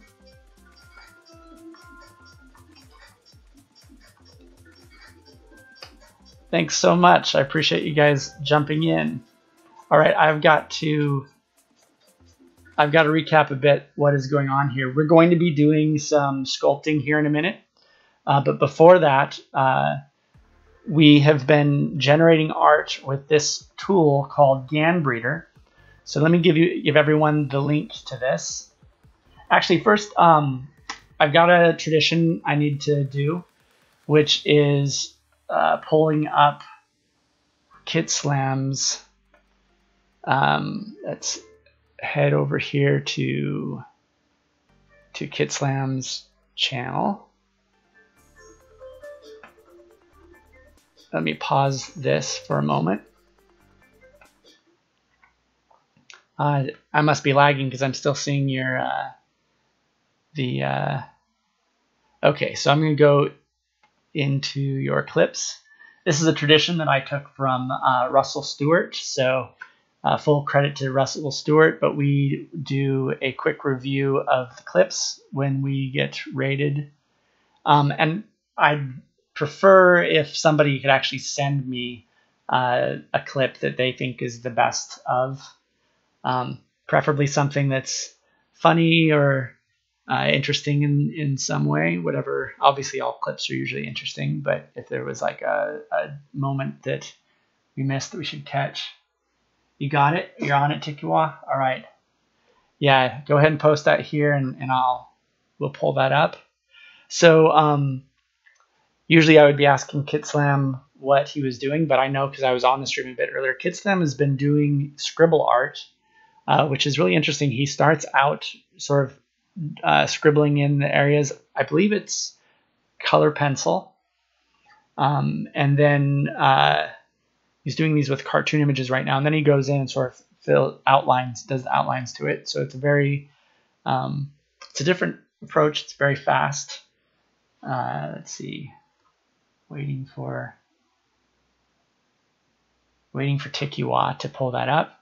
And meanwhile, I will go ahead and give everybody who's just joined, I will send you the link so you can see. What we're doing today is we're using GANBreeder. So actually, I'm just going to send you directly to GANBreeder. Go here, and if you want to follow along with us tonight, you can create an account. We are generating art, and then I'm going to use that art as reference to generate more art. So GANBreeder is this tool that uses generative adversarial networks to basically create art, and you get, as the user of this tool, get to direct it to do whatever you want it to do. Proud Tikiwa has a clip. I've been slacking on clips. How dare I? Welcome, Lulu. Glad to have everyone here. So this is the link to my profile on GANBreeder. And if you just want to check out the best of, I have been pulling art together from just a collection of all of my work that I've been doing in Pinterest. All right, here we go. We've got the clip.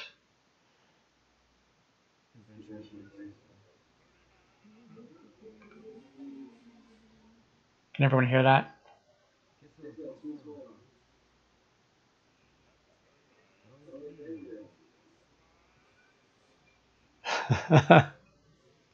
He really does look like the Grinch.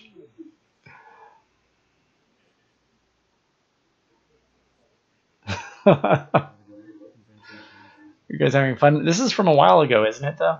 This is. But that's a good one. Thanks, Tikiwa. That's fun.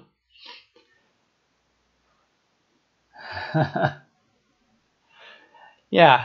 So you can see here's sort of a sampling of some of the GAN art that I've made. Some of the art that I've made with the GAN, I should say. So it basically creates these images that are, many of them are photoreal. Some of them look like photographs of paintings. And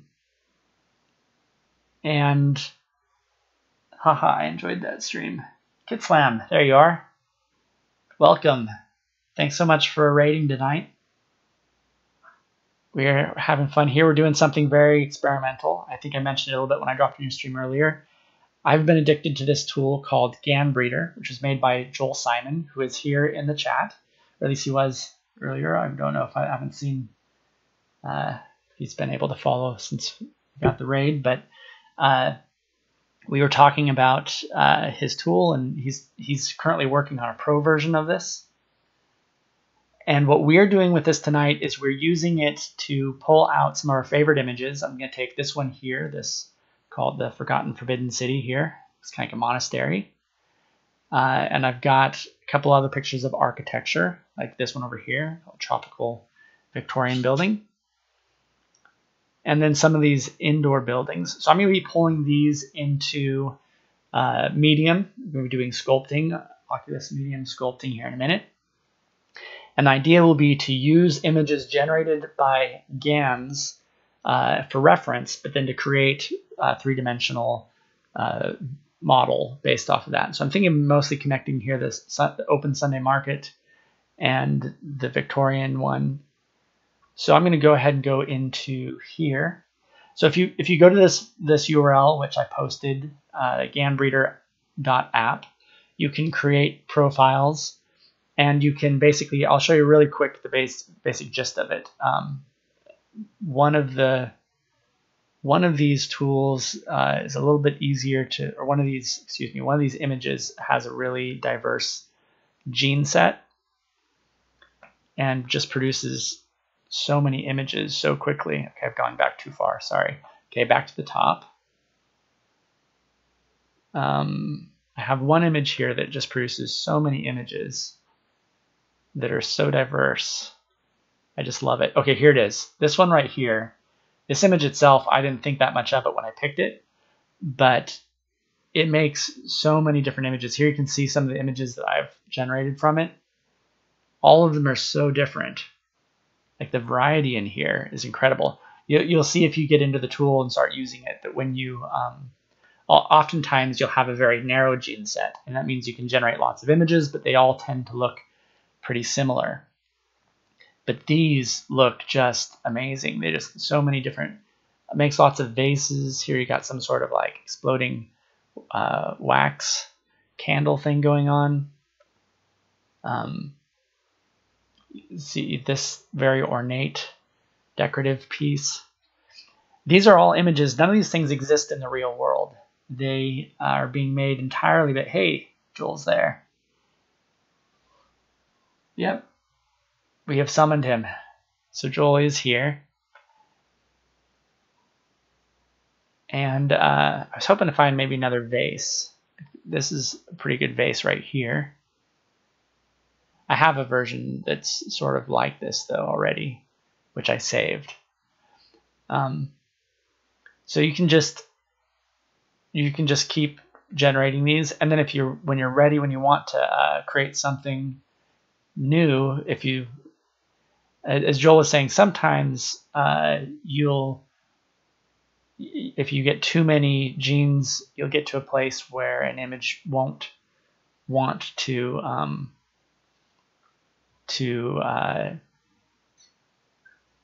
change for you much more. You'll get kind of into a place where it gets kind of stuck. And so we might be somewhere in the vicinity of that now. But so you can see here, these are just generating each time it goes and makes more images. A lot of these look like glass, so those aren't the kinds of things I'll be able to make. But I have too many genes. I have to get rid of some. Yeah, so I'm going to go into, I hope everyone got the link. You can go and start playing around with it. If you do, go ahead and drop the link to your profile once you have a profile and you've named yourself. Usually when you go through it, it asks your name, and you'll like fill out your name, and then you'll get into the tool and realize it has your real name because it asks you for your name, and then you realize, oh, I wanted to give my, like in this case, I want to say Subcreation, so I had to go back and change it. So make sure when you go through the first time, it might be better if you remember to give it your like, Tikiwa. If you're doing it, you'll want to write Tikiwa in there. And then once you have that, go ahead and go to your profile, which is the link in the upper right. Oh, my screen's a little high, so you can't see where I'm. So you click on profile, and then you can just copy that URL from up above, which will be right there, and paste that in the chat, and I will I'll be able to follow you. So yeah, I'm going into my account because I'm going to download. I have some. Oh, here they are. High resolution images. Nice.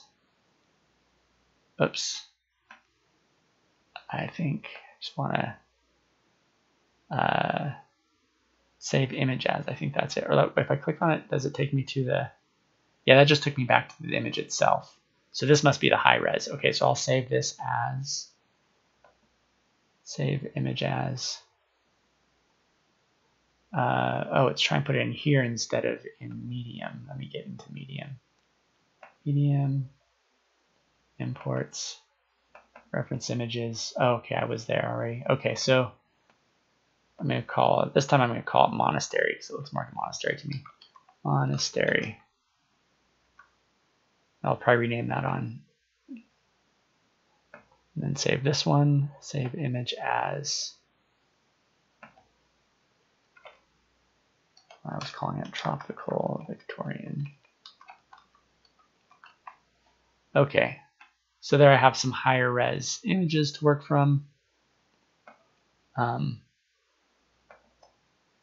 Oops. Go to the profile. Not seeing any, I don't know if I've lost people. Oh, no, you're still there. Okay, so not seeing any activity on the chat. Every once in a while my chat disengages. So if you're talking to me and I'm not hearing you, oh, is there a way to upload my own pictures? No, so that's not really how it works. What you do is you choose from genes that it provides, which they look like, when you choose them, they look like individual images, but they're actually, the tool has been trained. It has a whole image set of like 10,000 images around a particular topic. And so you choose those genes, which are named after the topic that it's trained to. It takes 10,000 images to produce a gene. Or no, 100,000. I'm sorry, I said 10,000. It's 100,000. So it takes tons of images. And then, so you choose those genes and you combine them to produce these images. But it currently doesn't give you the ability to upload your own images. But you would have to have, if Joel were to add that functionality, you'd have to have hundreds of thousands of images, and it would take all that time of uploading like 100,000 images. So it's really meant more for you to control, to direct it. Although I'm curious, I wonder, Joel, is there, so is it adding, are you adding more genes to it? Is it going to be trained further so it has other genes, or is that, is it something that was kind of like a one-time, big-time process? Okay, look, looks like we got a link from, oh, this is your, you made something. Nice. That's a start. Oh, there you are, TQI. I got it. Now I can follow you. Yeah, so as soon as you like something, it'll start to show up here in your feed. I was telling people earlier that an easier way to get started, you probably went through the GAN breeder thing at the top. Oh, and this is kind of interesting. But the easier way to get started would be to come over here into the featured images and pick something that is more complex, like this. Guido Hines is amazing. He has so much stuff. So you can come into here, and then you can just start. This is essentially breeding when you hit the make button. Yeah, he is. And so then when you find something that you like, you see it's adding genes to it. It's picking, sort of randomly picking genes and adding a little bit of them to each one in just the amount to get this level of variety. And this one here controls how much difference is being added to it. So if you want a lot of variety, you can go ahead and hit that. You can see these almost look nothing like it. So you can see this is probably a pretty rich gene pool already. But here when you bring in, if you want to just tune it a little bit, like sometimes I find if I'm working with a building and it has maybe like a bit of tree that isn't connected to it and I just want that to go away, then you can go over here and just choose similar and create variations of it that look more and more like that one. So you can see there's a little bit difference. Like this one has this little dash of paint right there, and then this one doesn't have it. So if you wanted, to go more toward it not having it, you go to that one, and then you can again tighten this up over here and keep creating. This app would be perfect for abstract art. Yeah, it does. It makes amazing abstract art. So it produces the art, and then what I was thinking is going into, you could work with paint and try to paint it, create your own version of it. You can actually print it up. You can order through the site. That's what Joel is just showing me, that if you're ready to purchase it, you can actually go here, and you can go here and actually get a print with latex ink on canvas.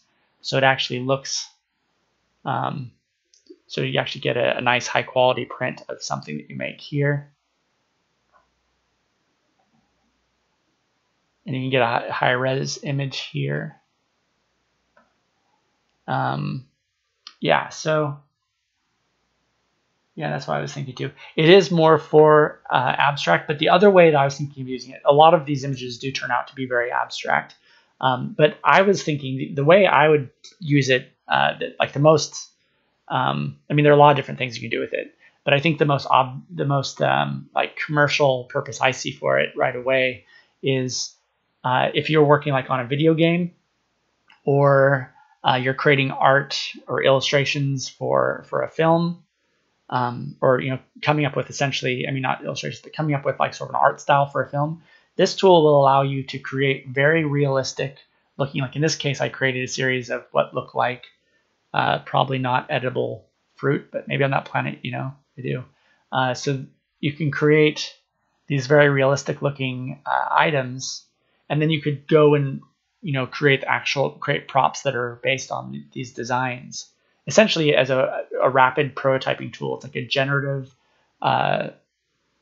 prototyping tool. And the same thing goes with like these vases. You know, if you want cultural elements in the background of a civilization that you're creating, this would be a way to, you know, generate those.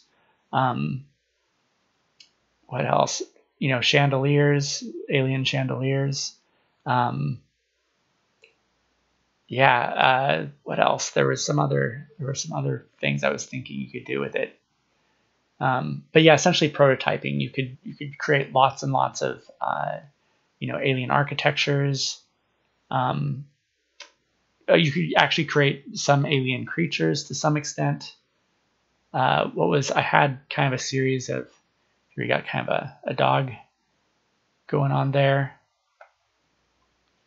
Oh yeah, you get lighting ideas from it. You could use it to generate color palettes. You could take a color palette from this and then apply that to another image, and, you know, essentially do sort of manually doing kind of like a color transfer. You could also sort of do a style transfer, where you could say, oh, I kind of like the way that it's rendering this, and then take another photo and manually sort of transfer that style to another medium.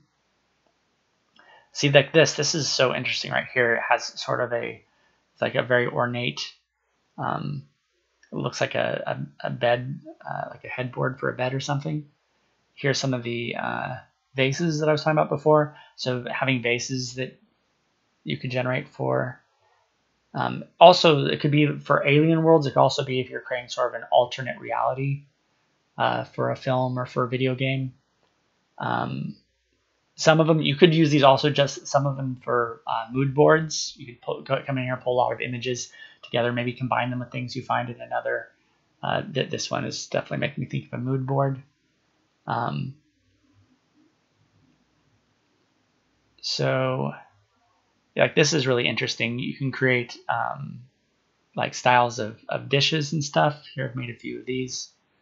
And here we are back to my monastery. Okay, so I was gonna, what was the thing? Oh, I was gonna say, so here, you know, in creating aliens, you know, for if you want to populate a sea, like if you're making a video game where there's underwater creatures and you want more of those, this would be a way to generate lots of you know, source content, and then you could go and sort of rework it a little bit. You might say, oh, this is interesting, but it needs to have, you know, more of something else to it. Here are these sort of tadpole-like things that I bred. Or also for creating sets, like I think this is this scene here. This is something that I'd kind of, actually this is probably one of the next things I'd like to create as a model in there. Oh, let's see. I'm sorry, I'm missing some conversation. So sap would be perfect for abstract art. Yeah, that's what you're thinking. I caught that. Kitsam said hi. Lighting. Yep. Okay, I'm up to doing that. I've been continuing to edit my bird mountain. Oh, let me see if I can see that. Tikiwa. Here it is. Okay, but I have your older one. So if you liked it, I can find it here. Oh, okay, I can see that. Nice work, Tikiwa. Yeah, you know, there was one thing I generated in particular that I kind of wanted to show you, because it reminded me a little bit of the project that you were doing for school, where you have sort of a backlit canvas. It would take me too long to find it right now, but maybe I'll send it to you separately later on, because I saw that and I thought, wow, this is sort of along the lines of what you were trying to do. But I imagine like this here might be either an abandoned city, or it could be, I don't know, I'm actually imagining this be more like a place that people are currently living, and they're growing their own vegetation right around them in their space. Maybe it could be the inside of a spaceship. Actually, you know, maybe people still want to be surrounded by wood, and so people live in this you know, something that would have a very natural look to it inside a spaceship. So anyway, yeah, that's enough going over that. I want to get into the tool now. So they're gorgeous. Okay, I'd like to see. Thank you kindly. Yeah, I really like what you're doing there, Tikiwa. So this is a fun tool. It's really, I think one thing to keep in mind if you're just getting started with it is sometimes when it's mixing features of humans or animals into things, sometimes things will appear with faces that might be a little disturbing.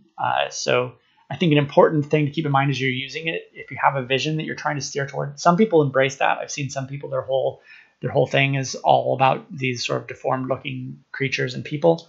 If that's your thing, that's cool. But what I'm saying is that if you're trying to do something else, you need to not let the things that pop up, you know, disturb you, and sort of filter that out, because a big part of doing art direction is about sort of filtering out what's not working and focusing on and tuning into what is working. Then trying to combine things of similar angles and shapes but of different colors. Cool. Yeah, well, let me see. I'm going to keep your... Oh, I must have closed your thing a moment ago. Let me pull it back up. That way we can check in as Tikiwa is working.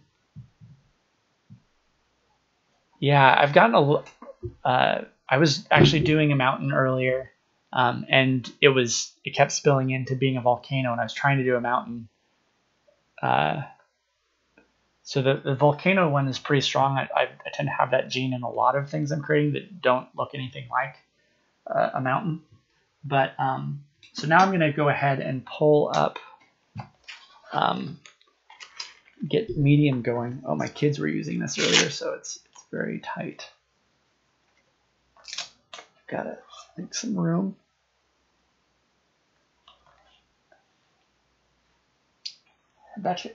Head back to bed.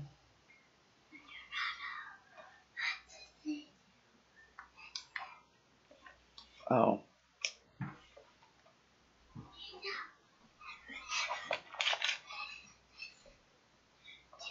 Okay, I'll tell you what. I've got a little kid here who is trying to get a story on her Alexa, so I'm going to just see if I can pull that up and turn it on for her manually. Okay, so we're going to do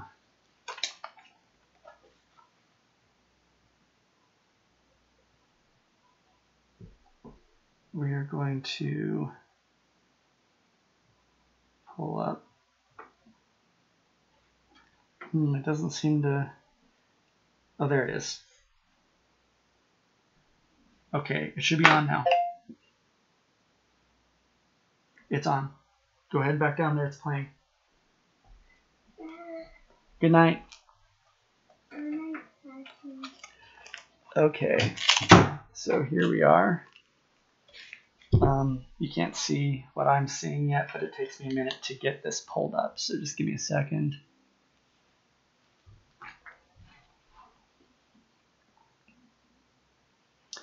Going to switch.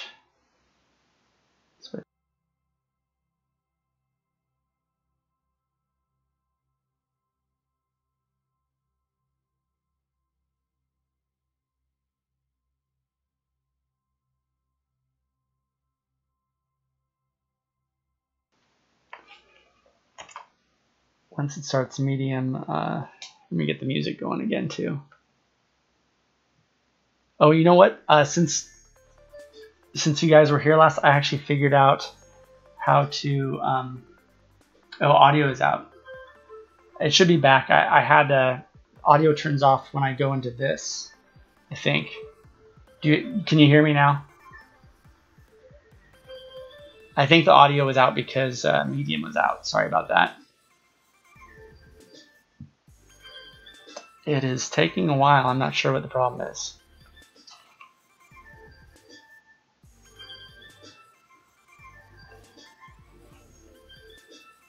Uh-oh.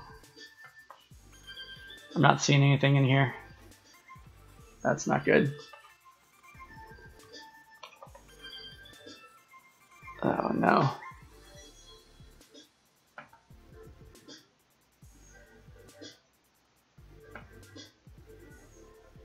I seem to have crashed it maybe. Okay, I'm gonna have to I'm going to pull up the control panel and see if I can fix this. Wait, Control Alt Delete. Task Manager. It says here, oh wait, it says closing lock this app will close any apps. Oh, no, it's back. Cancel. No, it's still frozen. And now it's dead. That's too bad.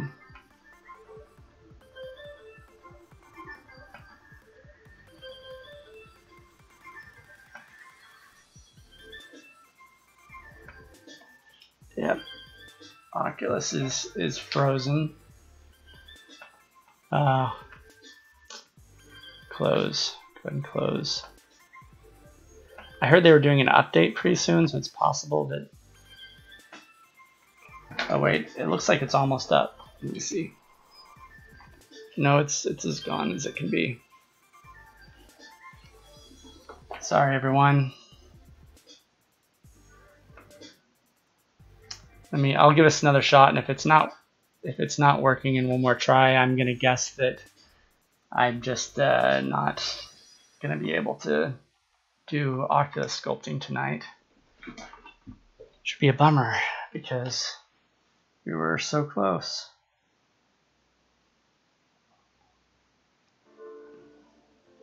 I could do a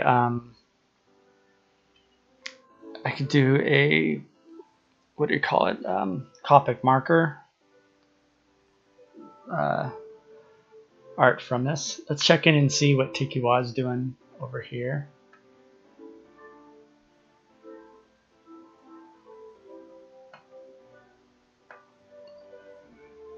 Oh, nice. I like this. That is interesting. Add that there.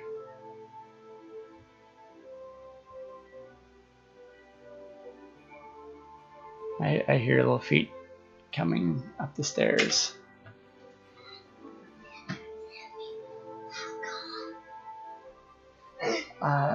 In a little bit. Not right now. Go ahead and pray on your own, okay? Dad, I also What? running. Okay, you can pray on your own tonight, okay? That's all that we would do anyway.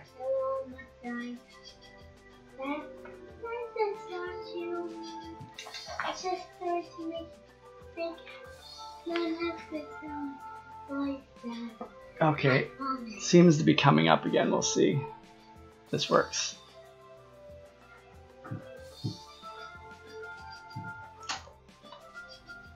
Oh, it seems to be coming up. Come on.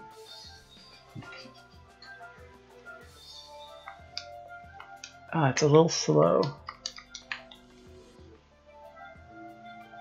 Okay. You gotta stand up. I don't know if you guys are gonna be able to see me if I stand up though. Let me see where I am on this. Nope, but I just have to set this up anyway. Virtual desktop. 102. There we go. Okay.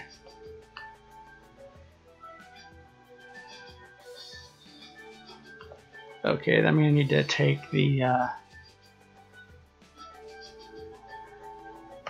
Alright, let me see if I can get Oculus even going, because there'll be no point in setting this up if I'm not able to get into Oculus.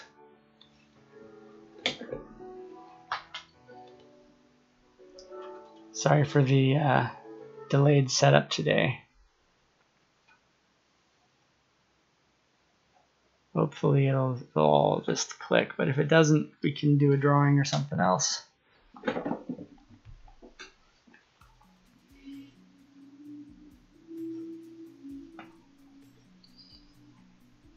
You can see it over here. Oculus is very slow to start up. Oh, hey, we are in business. Okay, so I'm gonna go ahead and get that over here.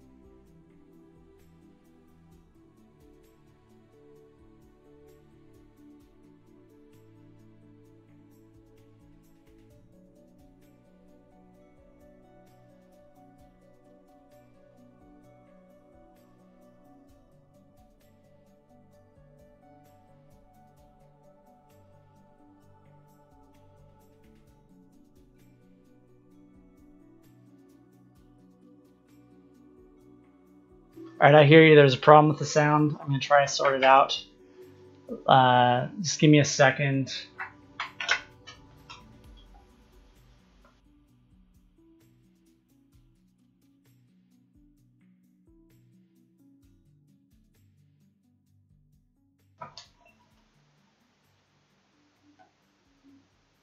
See, let me see where the sound is. Okay, audio capture 2. I'm gonna copy that.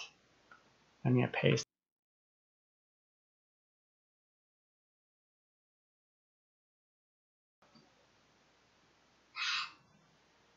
Okay.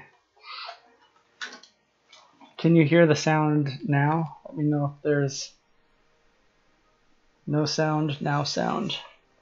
Is there sound now? Can you hear what I'm saying right now?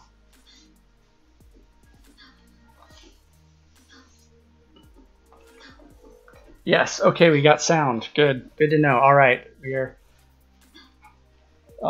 We are in business then. Okay, so the first thing I need to do is pull up the reference. So I'm going to do that right here,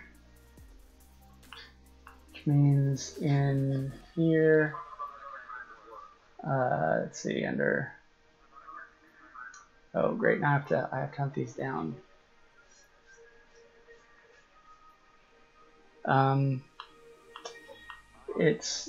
It's not giving me the location that it used to give me. So I need to, hey Bernadette, don't touch that. I know, but you're moving the sensor. Oh. I think you're gonna need to go to bed. It's making me very sick to have the sensor moving. You gotta sit there and be very still right now. Well, it's way past your bed though, bedtime.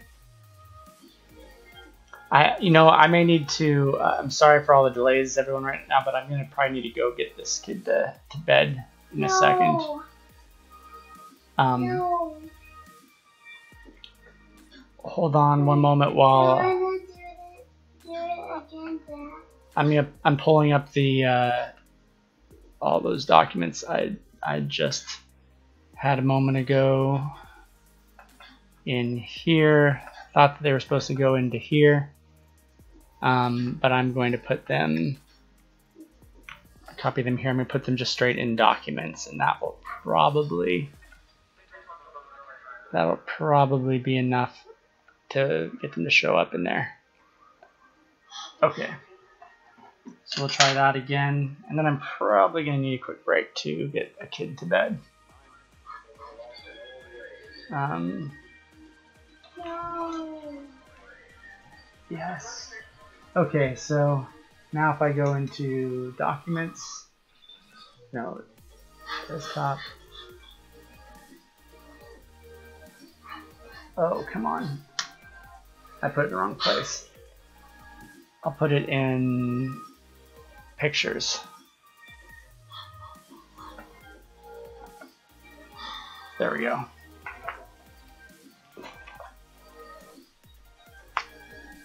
Pictures, pictures. There we go. They haven't shown up yet though. Sometimes I have this problem where it's a little slow.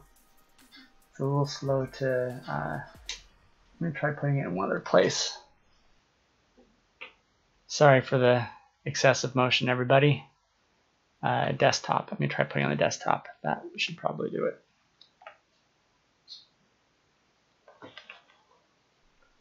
Okay, desktop. How are you doing there, by the way? Sorry, I'm kind of off track. I can hear you. Okay, I've made much progress on my mountain. I think I've reached my artistic limit, but I'll walk away professional. The mountain was cool. Alright, I'll check it out in a second. Here we go. Okay, they've shown up. So I'm gonna pull up monastery. There we go. Oops. So here we have monastery right there. I like to have my reference large but far away, so I kind of walk that back. Okay, and then I'm going to pull up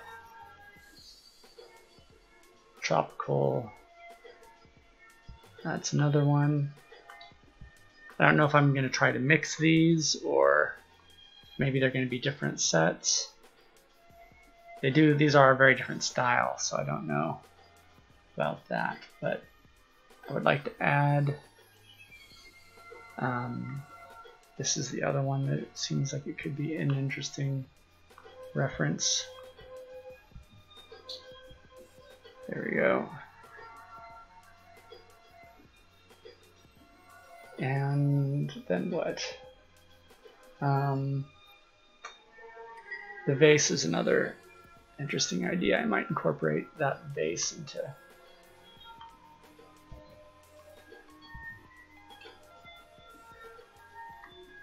Okay, there we go.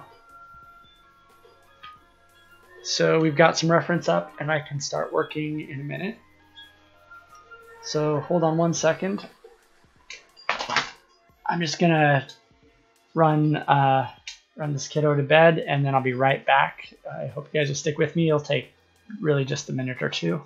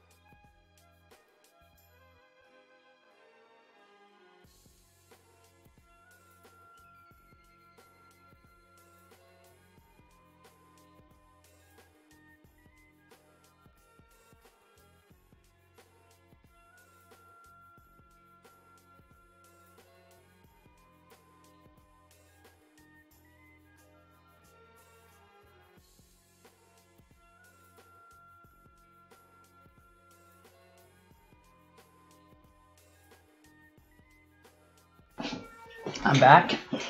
Hi, hope that wasn't too long for everybody. All right.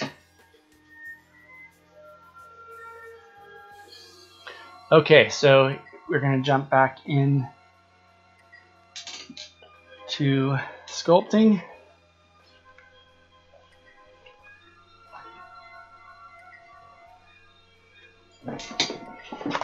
All right, I need to adjust my screen a little bit here. I also need to adjust it so it's not so low because I'm having a little bit of difficulty. I have to look around to look too low too often if it's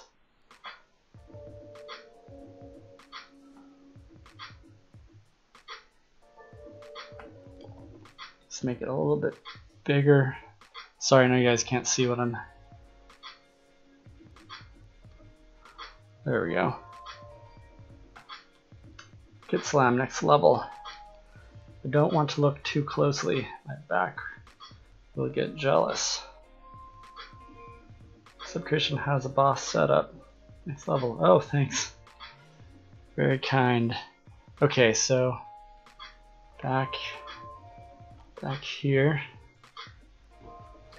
Been working on my whole deal is I just try to always improve it a little bit at a time, and the idea is that eventually it'll be better. So I'm thinking I'm going to start with this this monastery over here. So one thing I can do is I can pull colors right off of here. I think I'm going to start with green. And I'm going to take the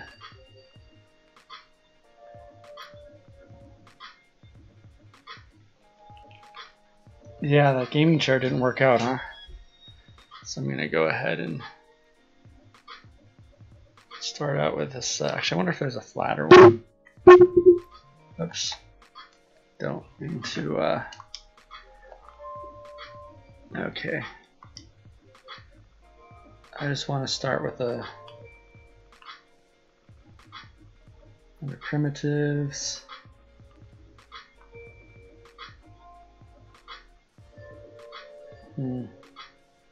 Just want kind of like a very flat plane. This is probably good.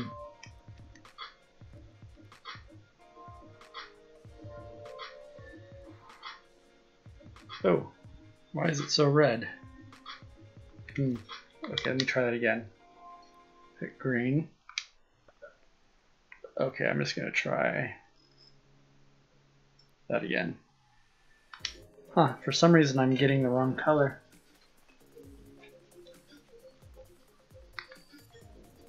Never seen that happen before. Okay, I finally got a green. Okay. Find what you're drawing on is more important for your back than what you're sitting on. Oh yeah? The desk itself? Yeah. Okay, so I'm going to start with this sort of as the plane. Take that down. You gotta be careful. Sometimes when you have a tendency to just make everything too large.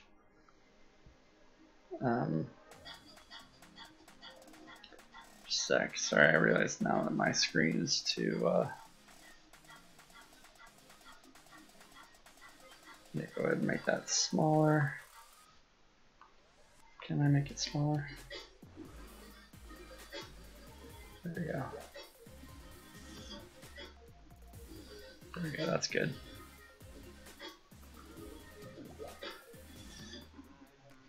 Okay, so now I'm going to make. I gotta move that up a little bit so I can see a little bit better.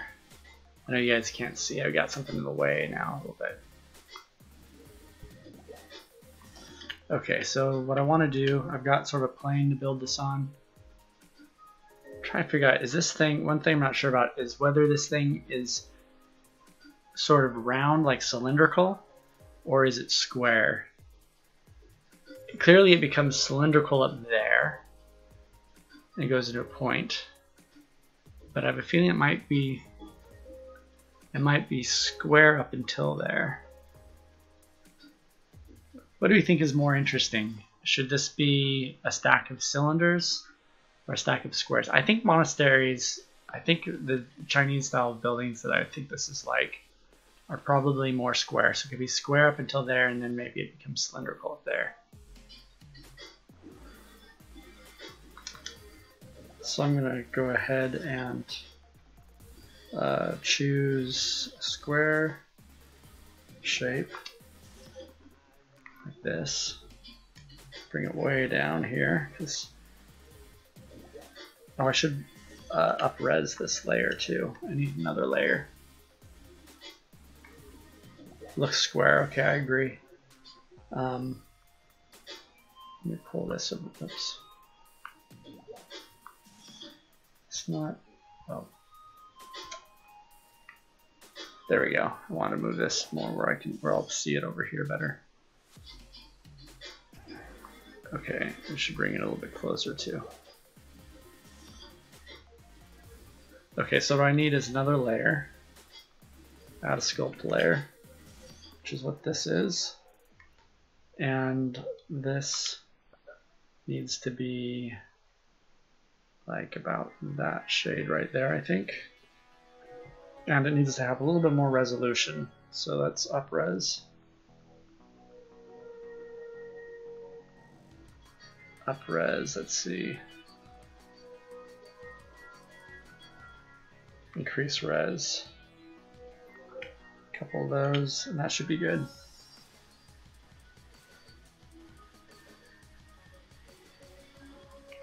And I need this to be, oh, it is single stroke type, okay.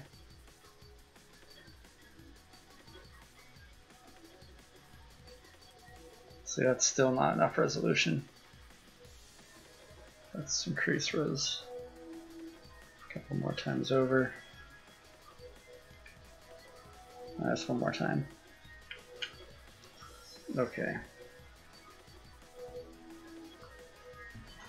Oh, I seem to have gotten into a corner of the room where I can't quite, where I'm not seeing the sensors, so I've got to move this around in front of me.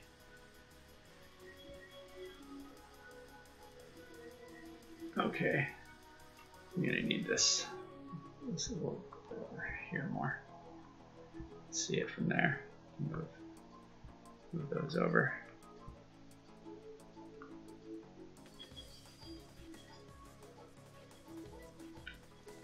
Make sure I've got that about the right. Okay, it seems about right. And then what I want now is a tapered, sort of the roof tapering up. So let's go ahead and find the best shape to work with for that.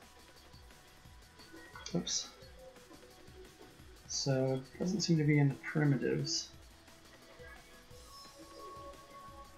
So sometimes you have to work with, let's see that this is going to be it.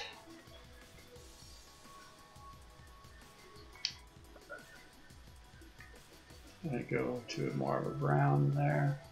I'll paint this more later, but this is not overlapping quite the way I want, but that's okay. Because now I can up-res it. Oh, I forgot I was on the same layer, and that is not going to work. I need another layer.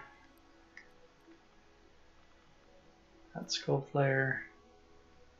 Now, there we go, now I'll be able to. This is going to be too low res, but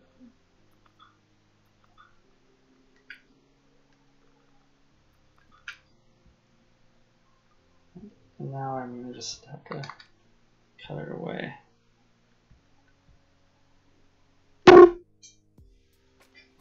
Yeah, I find that sometimes this kind of thing, this kind of architecture can be more challenging in medium.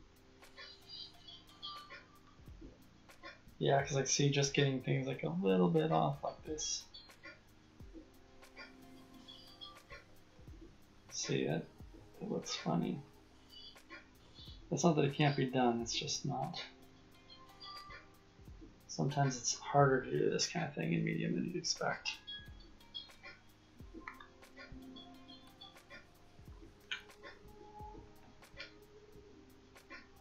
Yeah, because now there's a funny slope happening there.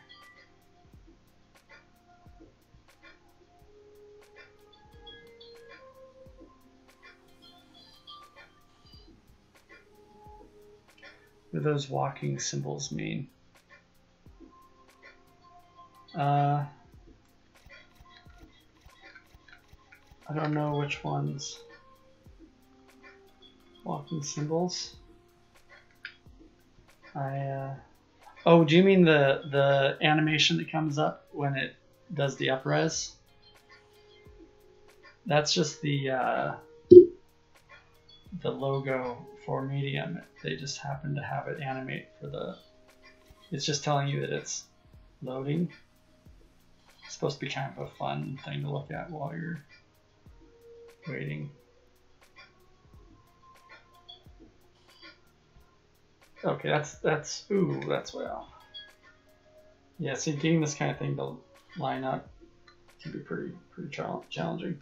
But that's okay. You know, we're probably only gonna see it from one side.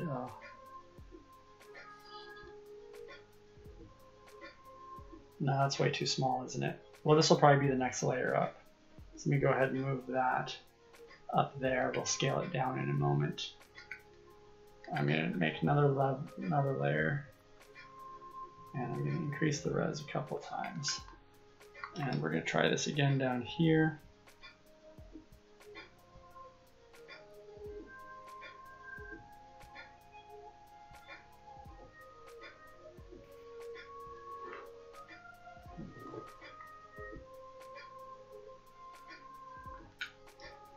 Okay, getting this to line up. Getting very geometric, these square things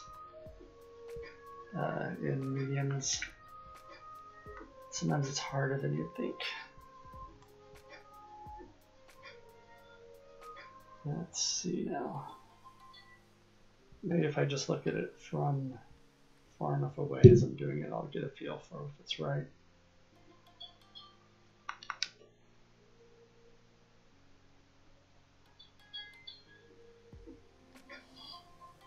Let's see, how close is that?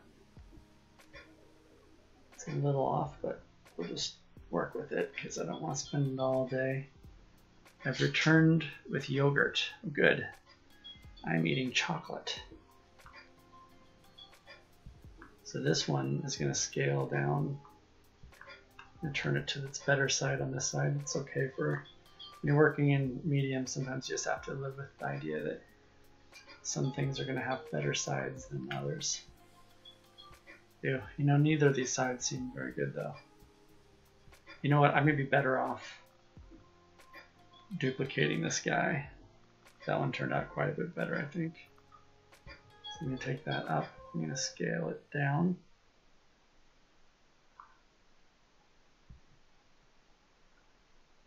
Let's see, it looks like actually there's a level like this right inside that one, right above that one.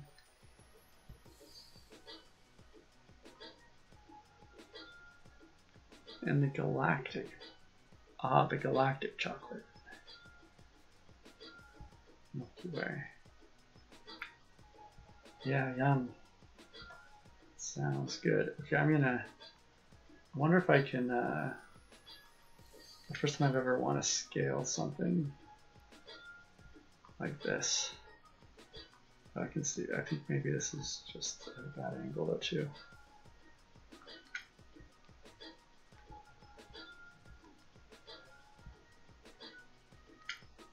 Okay, so if I take this, I'm pretty sure that there's a tool for scaling. It's manipulation, transform.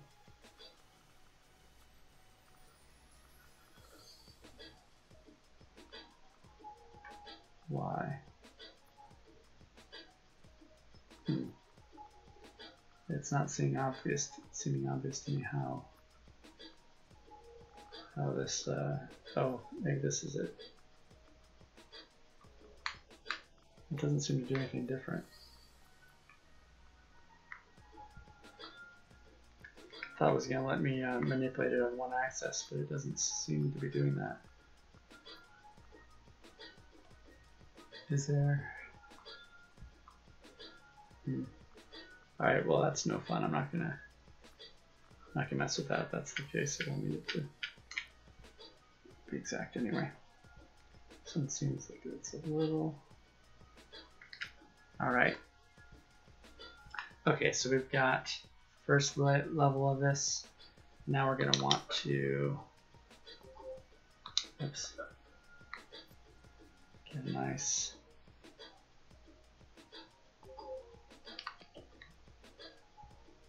this is the wrong shape. Now I want a square.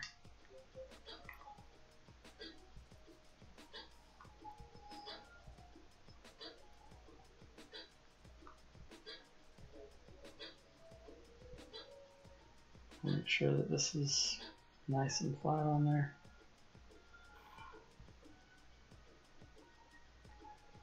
It seems like that should be, oops, I forgot I need a new layer for this. Maybe I could do it on this layer here. Can't keep adding layers. This needs to be lighter, I think.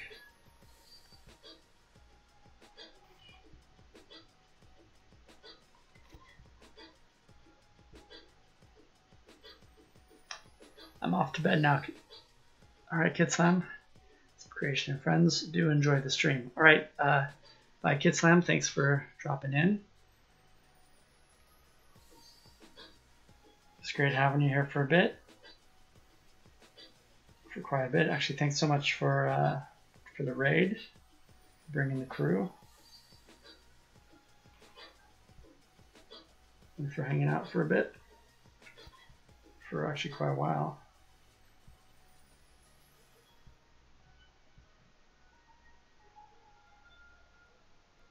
Let's see, I gotta have this line up so it's nice and flat first.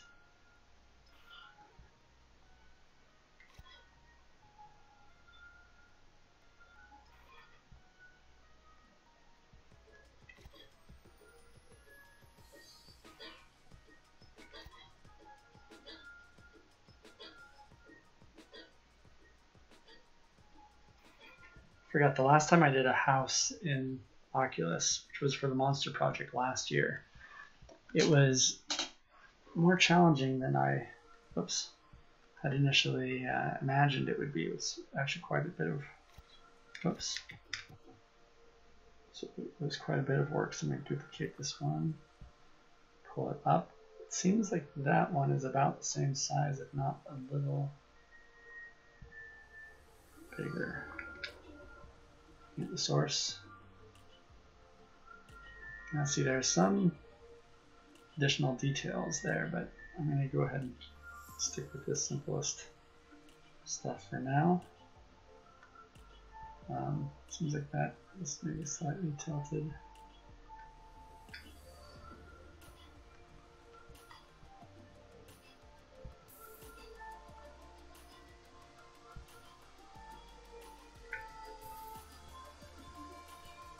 There we go. And now one more. Duplicate again. I think this one gets smaller actually.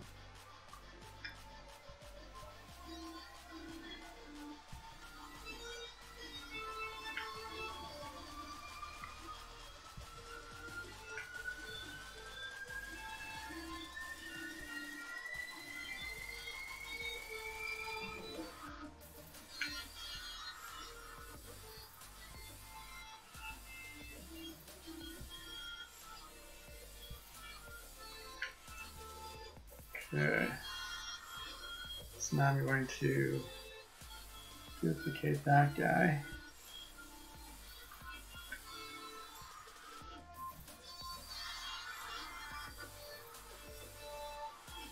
And this one actually flips around.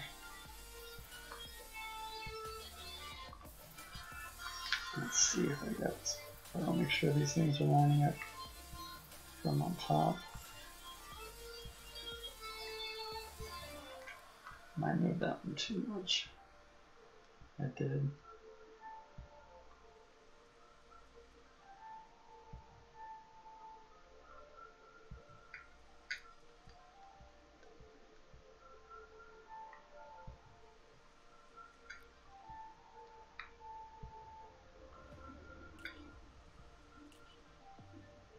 See, yeah, I was thinking that that looked like it was thicker, but it's actually just the angle that you're looking up at it at. Okay, so I need another one of these. I'll go ahead and duplicate that. Oh, I forgot this was part of that. That's okay. I'm just gonna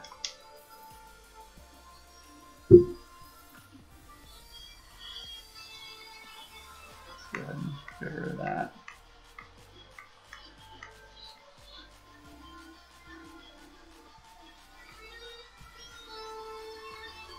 So we'll make it smaller.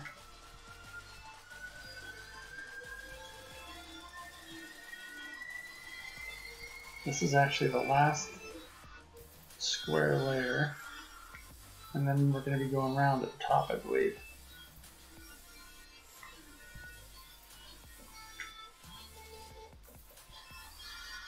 I think that's too small, actually. It looks like it doesn't change that much. I kind of wonder, it almost seems like that might actually be tapered instead. That would be kind of tricky to do, though. Is it possible to try?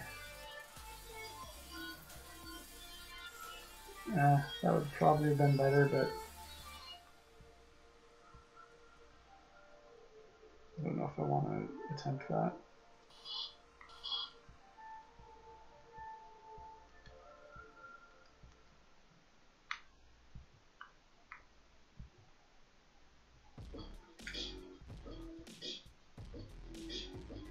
Oh, now it's too.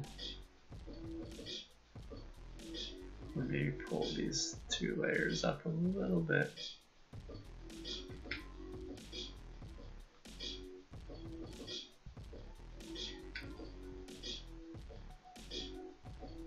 Okay, that'll be fine. Now this one just needs to be adjusted. I'm not gonna worry about the tapering. It's just kind of like a prototype anyway, right?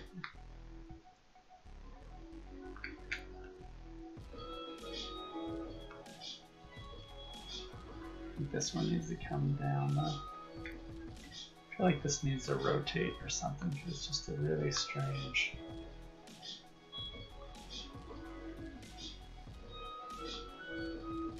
Maybe it's this side.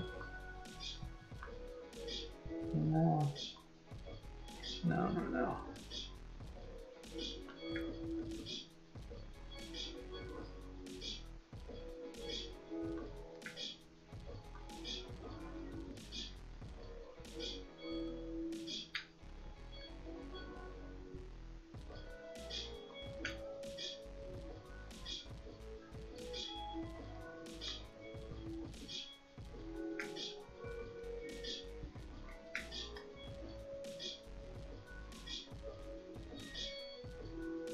What are we doing here?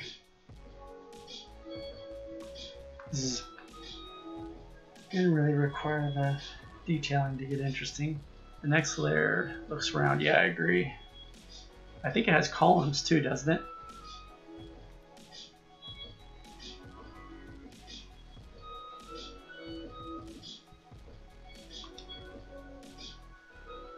Actually, I'm going to start by getting the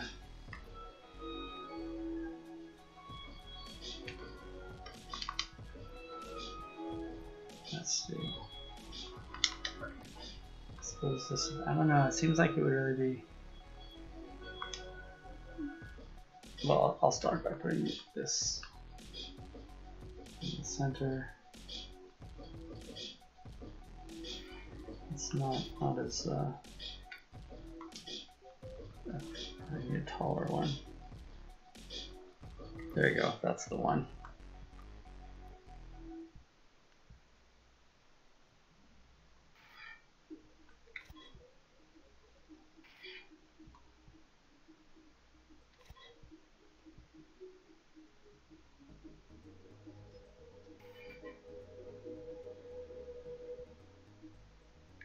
I feel like it's too.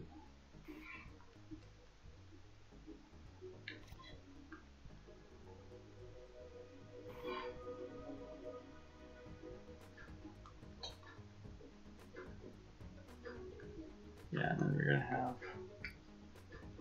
another one of that there. Oops.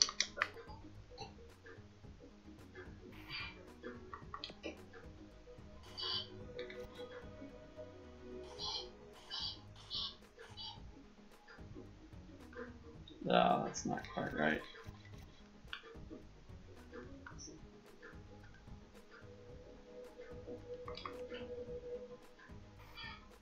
It's not right. No. But it's really hard to line things up in a square way, and this tool is really meant more for organic modeling, I think.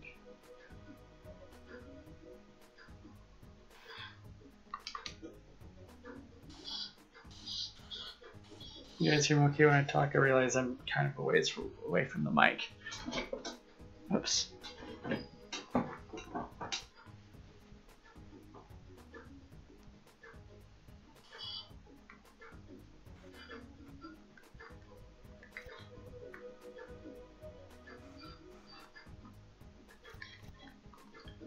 Just get that right there like that, and now there's kind of a more of a dome, I guess.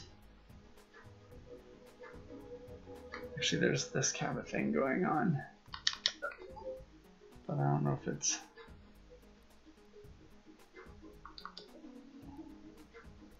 I'll go ahead and do it like that.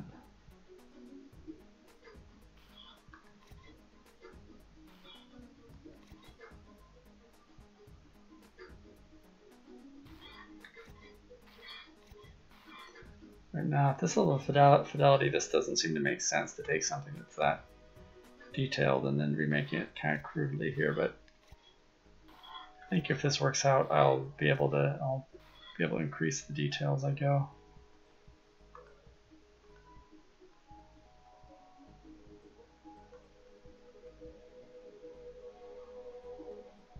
Oh, that's all one shape. That's not what I want to do. I'm going to just add another layer because I'm getting kind of tied down to by sticking to fewer layers.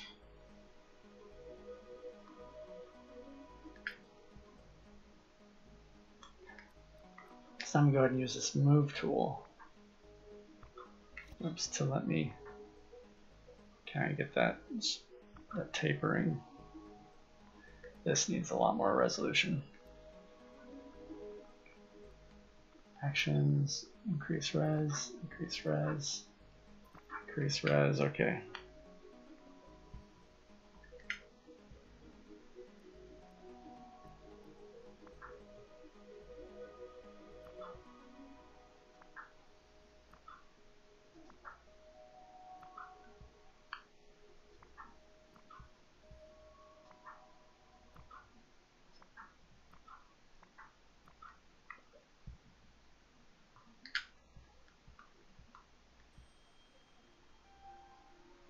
I don't know.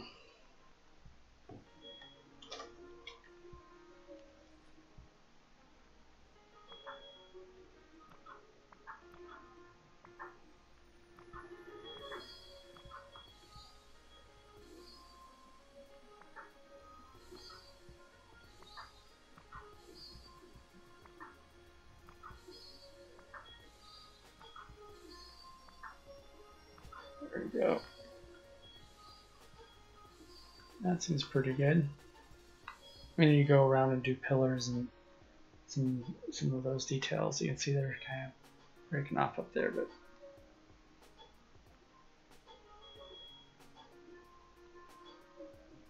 let's see, reuse this layer here.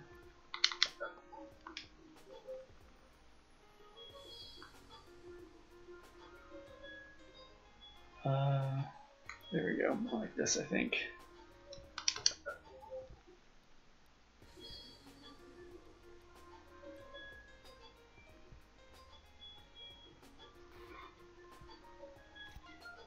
This will look too simple for now because really it looks like it's breaking apart up there, but just need to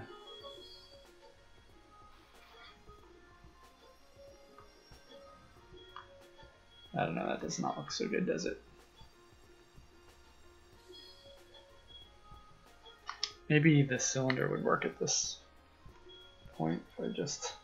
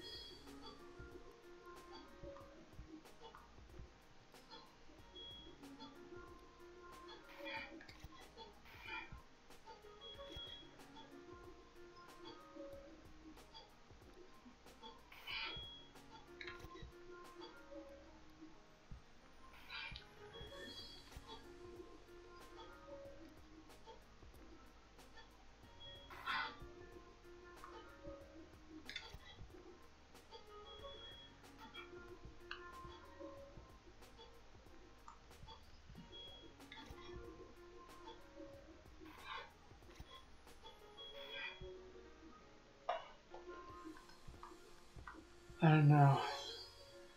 It'll probably help though when there's more go back to the move tool.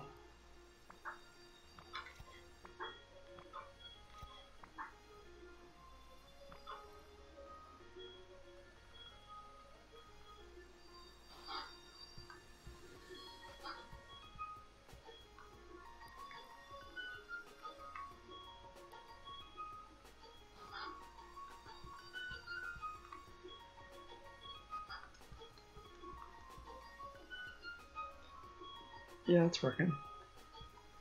Okay, so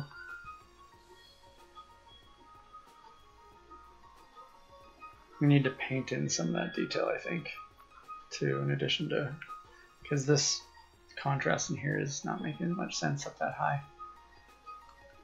Let's see.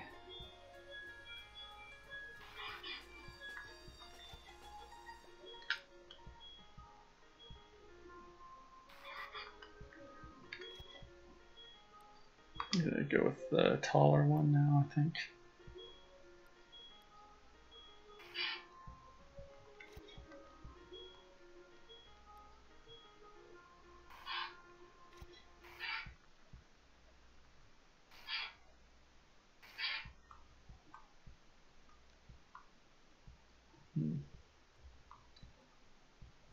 Yeah, it'll look better when I can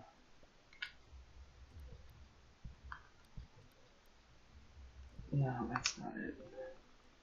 Need more like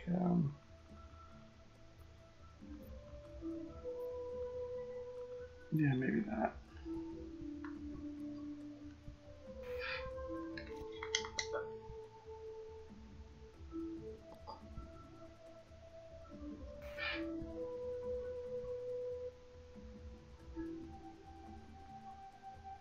I wonder if that is that like a flag at the top? Doesn't seem like it has a flag going. It seems actually more like it has maybe one of these things, because it clearly does over on the left, right?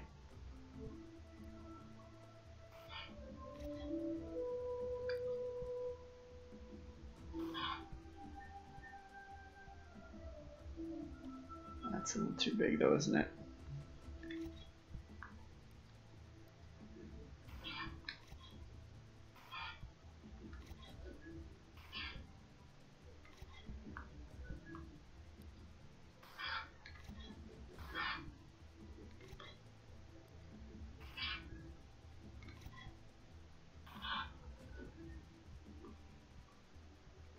Let's see, how's that look at this size? That's alright, I think that this might have gotten too tall now.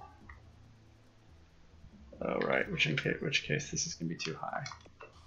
So this right here needs to move down a little bit.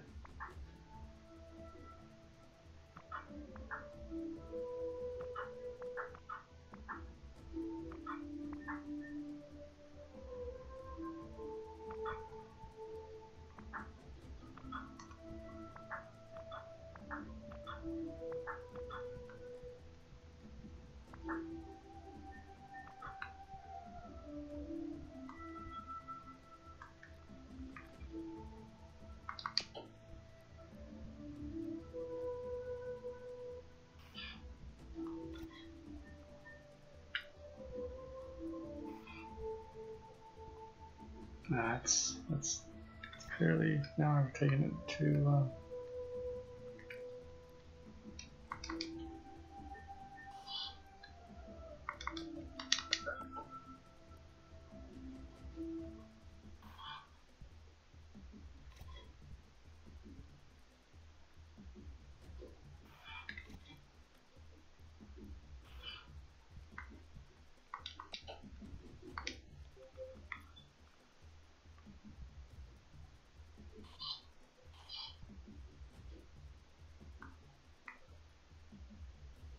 oh, now of course I'm going to have to move it.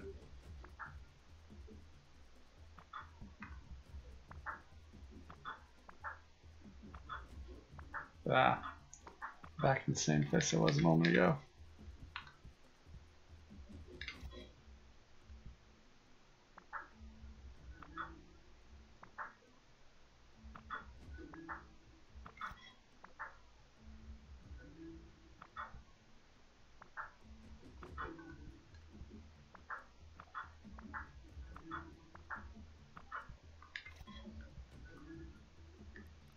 Maybe it just needs a little more resolution.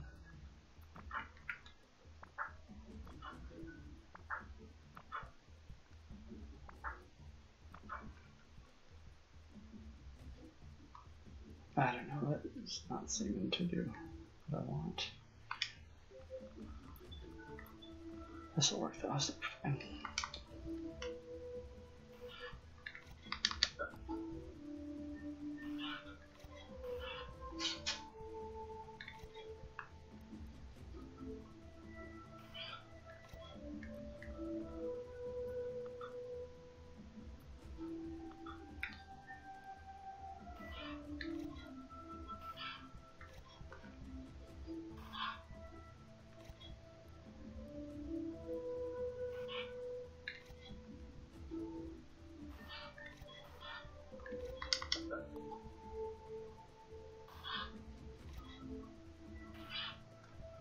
Okay, that's gonna have to do for now. I don't even know if that's what that is up there, but I have to guess what it is. Little mushroom on the tippy top. Yeah, it's a little funny. I mean, I'm assuming that that's what's up there because I see something like that over on the left, but I don't know. Okay, so what I need to do next, it looks like there's a bit of a, now I think about it, it seems like there are additional segments to this here.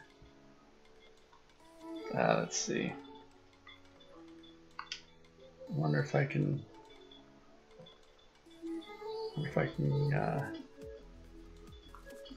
maybe I just want to do it with here with the block. Like, I kind of feel like this,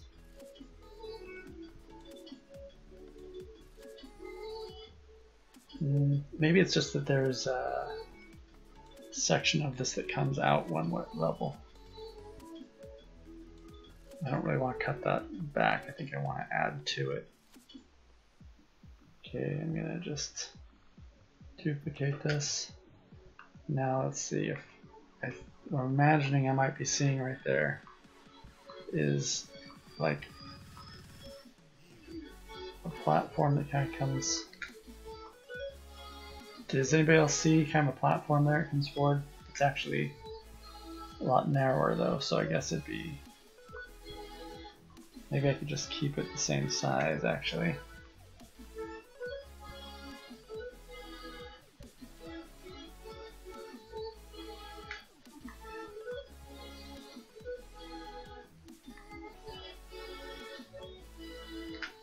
What I'm thinking is I'm just going to cut this right about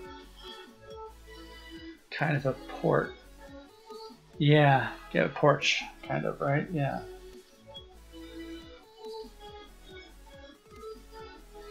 Let's see.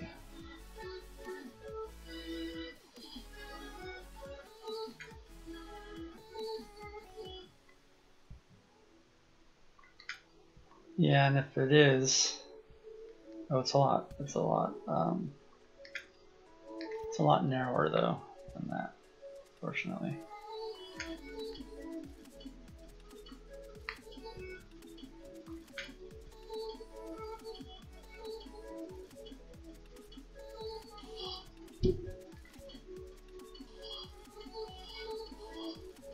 Okay, so if that's what we're seeing there, and I think it is, then they'll be, oops, it needs to be a little bigger.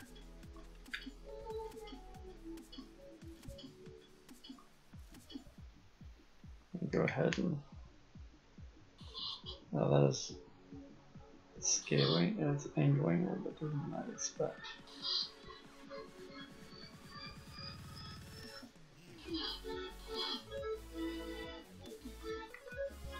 Okay, so let's try putting that back on there. And if that's the case,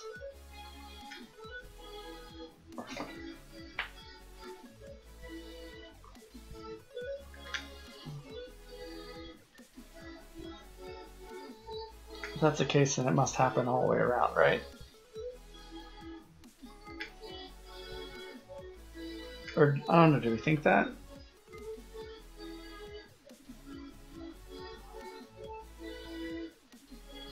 Would there just be one on this side or one on either side? Or actually, I don't see one coming up on the other side. Although I almost could imagine I'm seeing one coming up that side. So like maybe, let's see, if we duplicate this here, you could maybe imagine that they happen on alternating levels.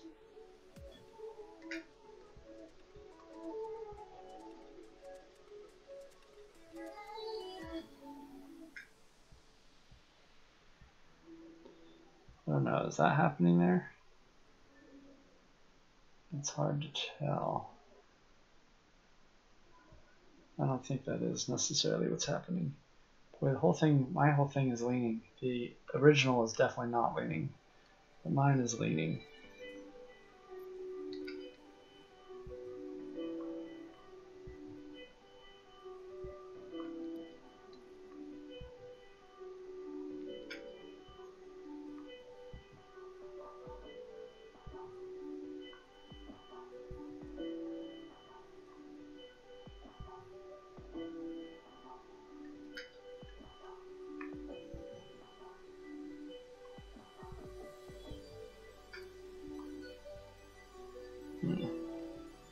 It's a little better, but not great. Oh, now this is too low.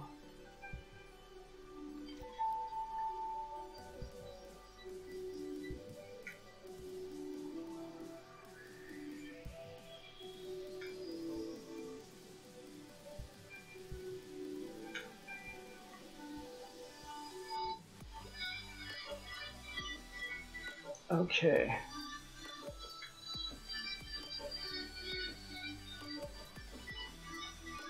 So I see a little bit of a like roof on top of this thing.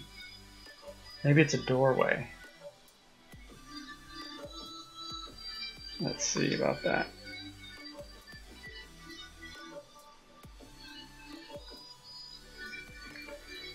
Kind of shaped like this a little bit.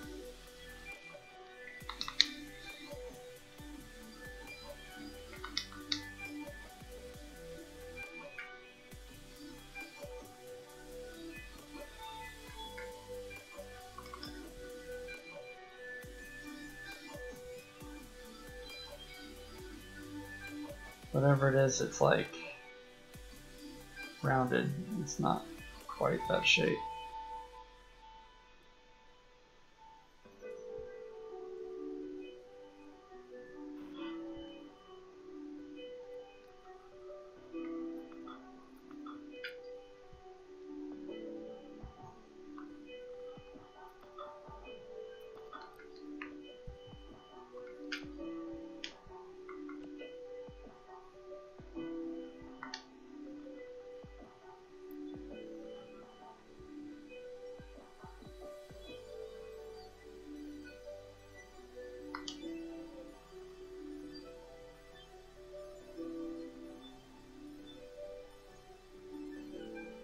I don't know, maybe I'll just go ahead and cut this out like this.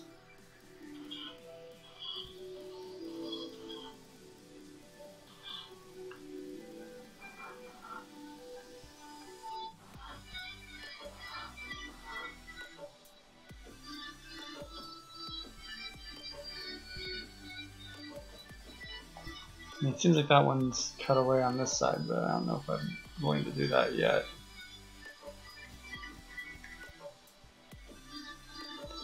There's sort of, what, maybe columns inside there? I know.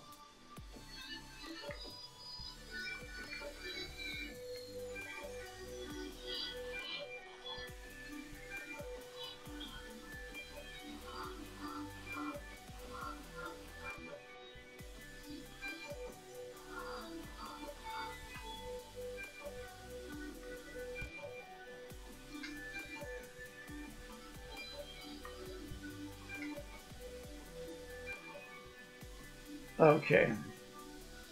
Well, I mean, that's enough for sort of the basic gist of that. I'm going to start working on just adding trees, and I'm going to need to paint it to make it.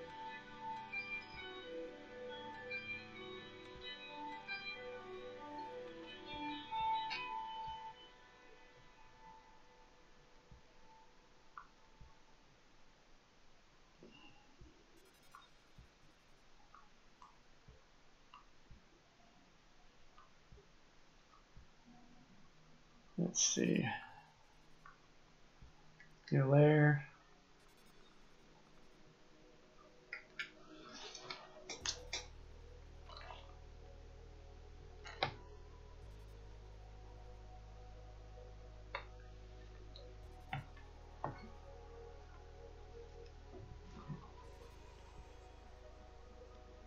Let's see, does that seem like that's proportional? I don't know.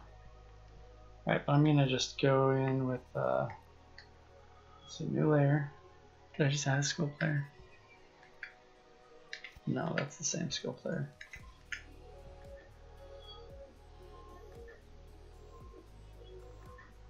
Add scope layer, okay.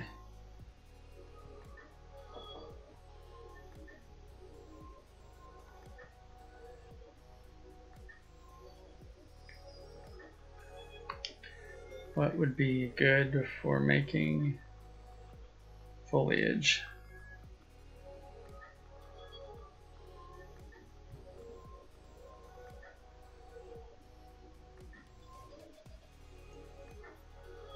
Rocks, maybe? Rocks can usually make good foliage. It's really all in painting them anyway. I'm going to start by putting in some the trunks.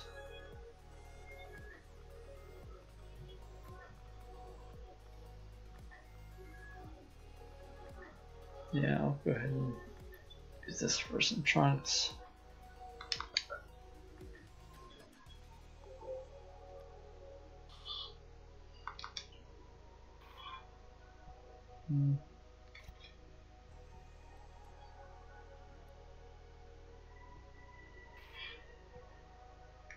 Need a lot more resolution than that.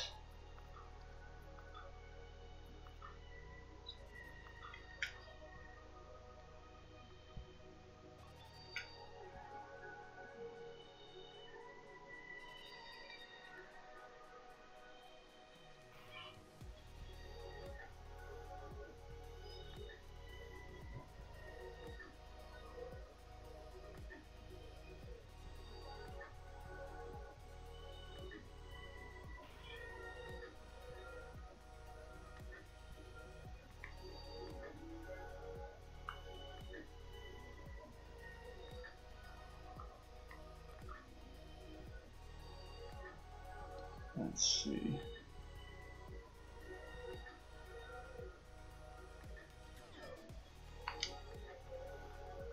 Let's go with rocks or organic.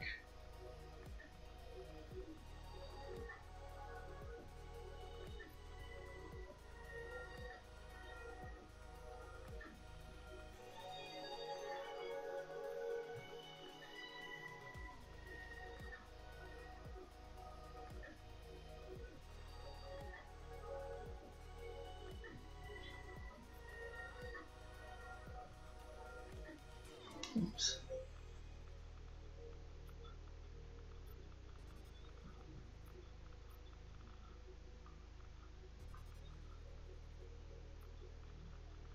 I guess I'll start with this one and see how it goes. That's some very dark green.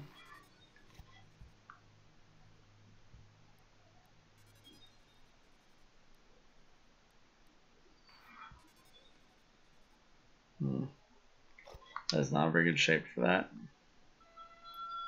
I'll try with this one.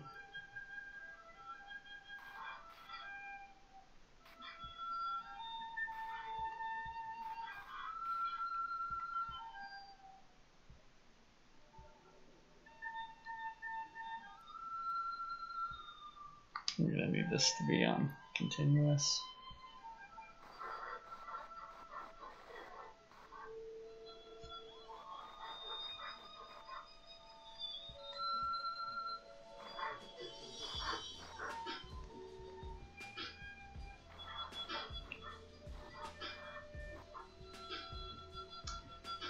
It's one of those projects you kind of get a little ways into and you start to realize that it was maybe more ambitious than you thought.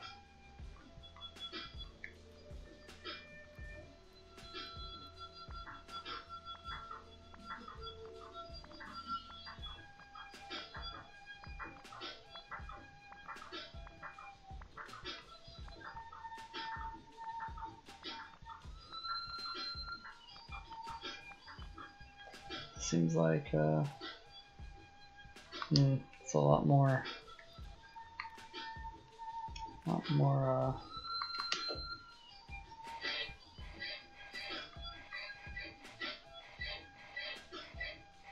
it's like a lot more detailed sculpting than I really want to do on trees.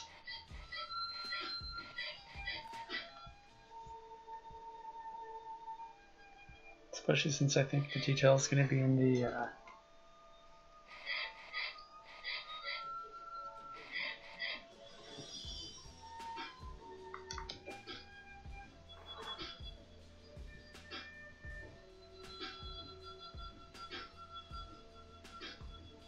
some of it, the detail will be in the painting of it.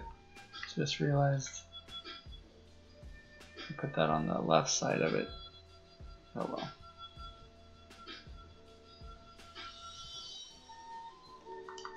Maybe we just don't need this here at all.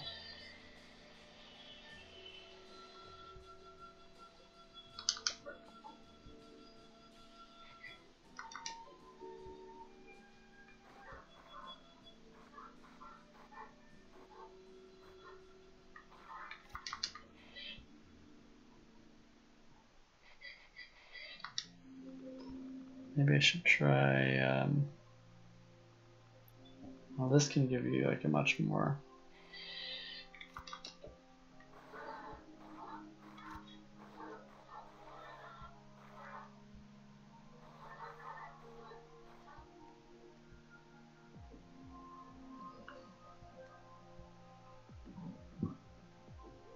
probably don't want to get more of that dark color in there.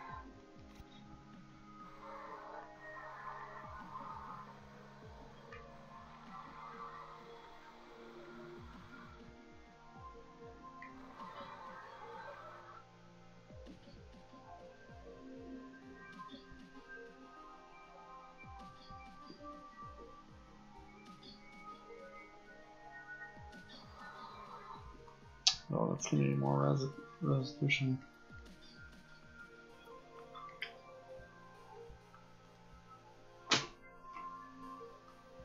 What else could I use to get that kind of rough?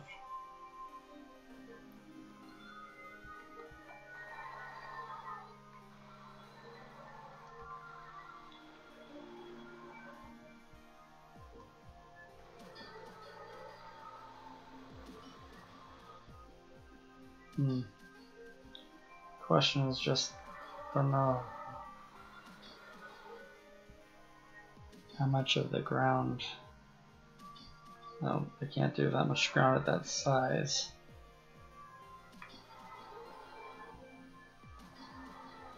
So there will have to be some.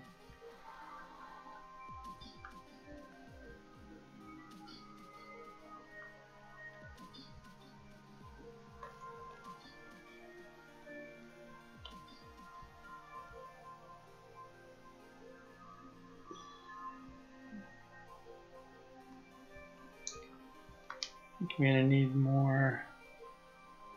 Let's see. I'll try using the rocks to give me more of a.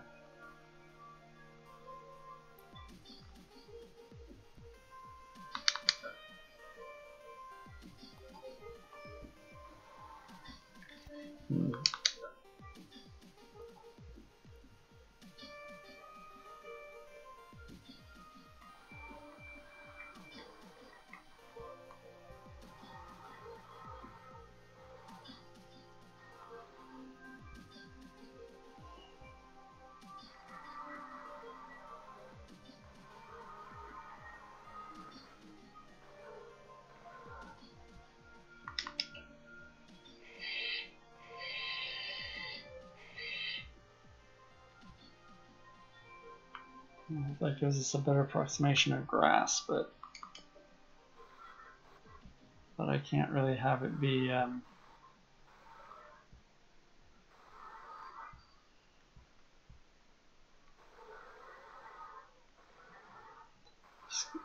can't have it be filling in so manually, right?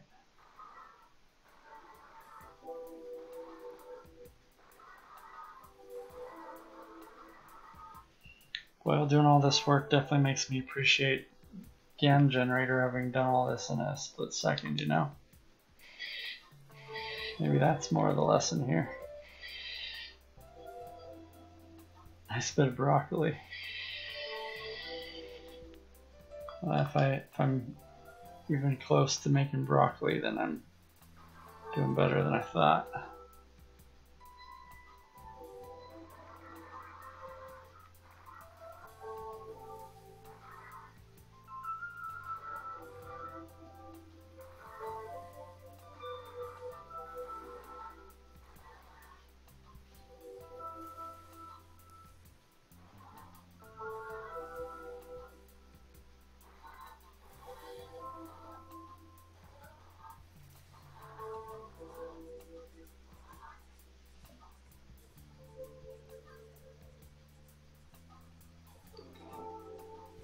All right.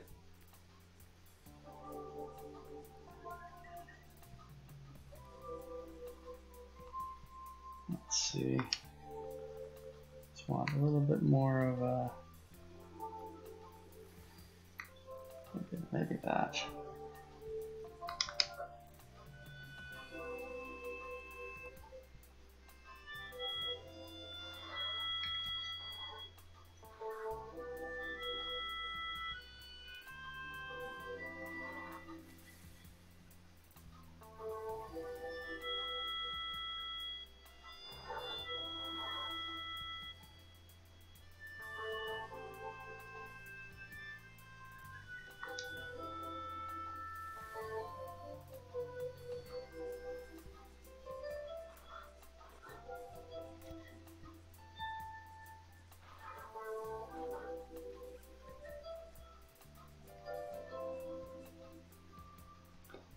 Alright, so this right here, let me go ahead and paint it a little bit more.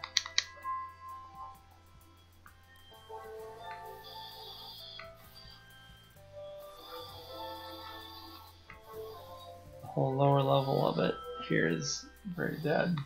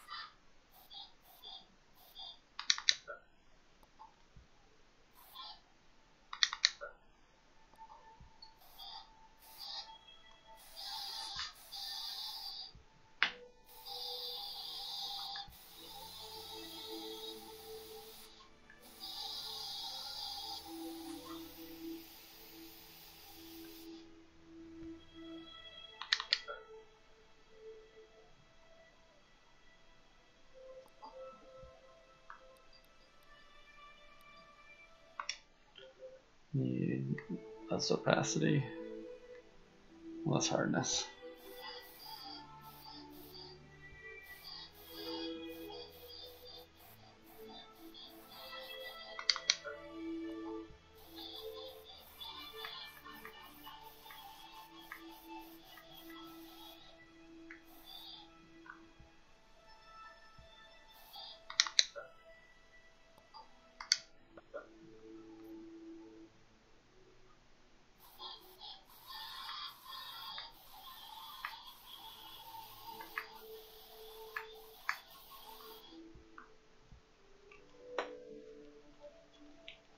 I feel like this material is not working for me.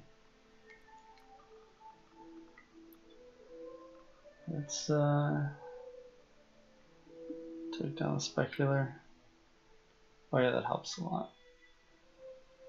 Bring up the roughness a little bit, I guess.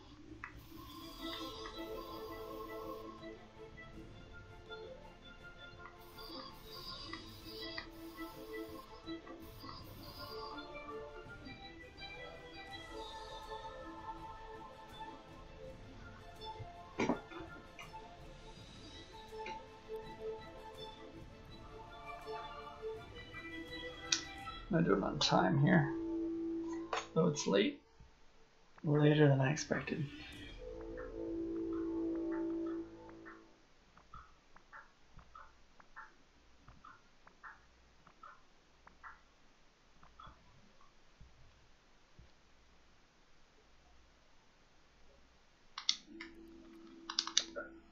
So this might be as far as we get with this project for tonight.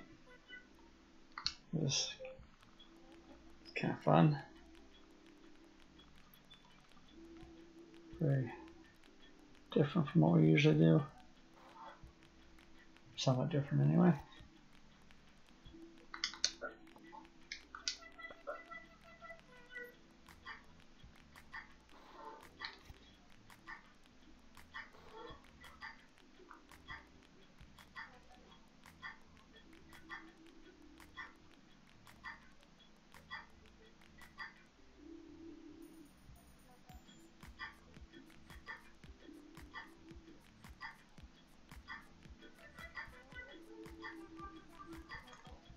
So yeah, a bit of a sense of the scope of this project. It's a lot more than,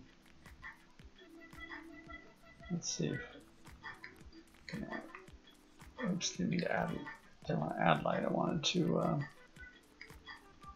edit the light, which would be, well, I just need the, I've lost my layers, there we go. Layers are here. There's a light. Is it just the one light?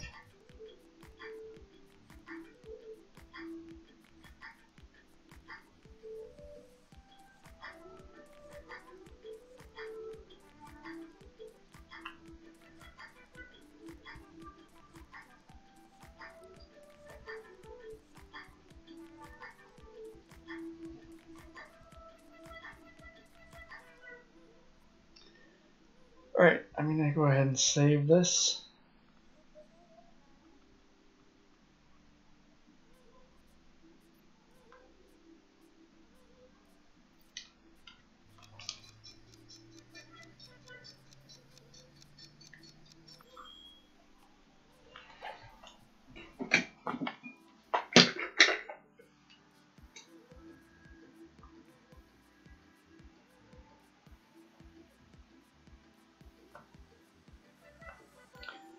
Alright, so there we are for the the project of starting a design in GAN-Breeder and trying to bring it into another medium. So let's see, I'm thinking let's go ahead and do the if people are still there, summon you back if everyone's on alert mode, because I was kind of into the thing. Oh hey, I see you all said good stream, thanks. Okay, so I was thinking of doing the obligatory Rubik's Cube solve. It's too late to use it to determine the next project, but if you win, we can remember that, and maybe next time you can pick earlier in the stream. 47 seconds. Fail you. Oh, that's rough, Tikiwa. Very rough. I will actually be very happy to get that time. All right, what other guesses do we have? Catlin, what do you got for me? A minute 42. That is a pretty likely number to hit. What else we got? I don't suppose if Tiny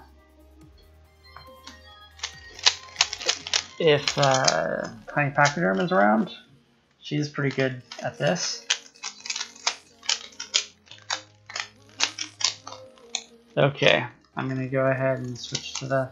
If we don't have any other guesses, we're confident. All right, we'll see how it goes. I might skip some steps. I think that'll. I have hit 30 seconds before, I think, but it was when I skipped a number of steps. You know, by luck, it just landed on that. So let's pull this up over here. Oops. Here we go.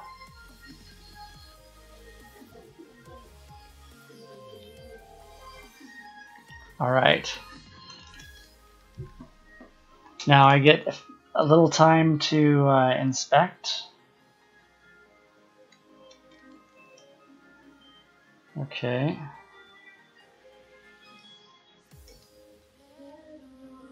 All right, I'm probably well at my time for inspecting, but that's all right. Okay.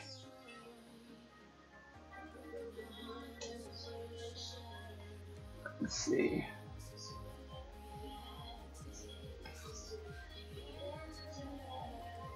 Okay.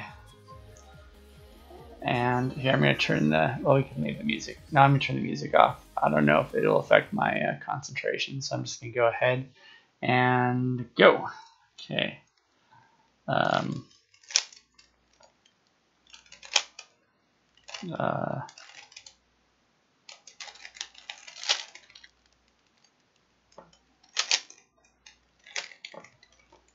there was,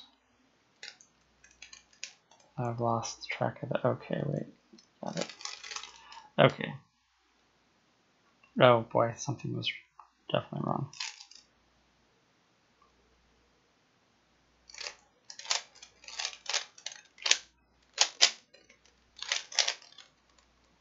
Okay, there we go. Sorry, Tikiwa, I really let you down.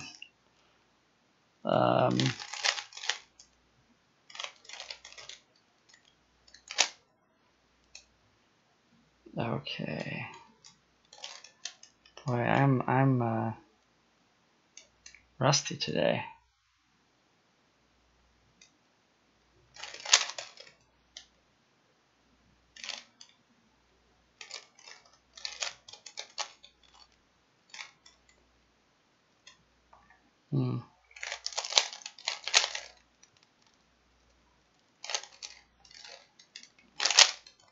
I'm not looking good for the minute 40 either now.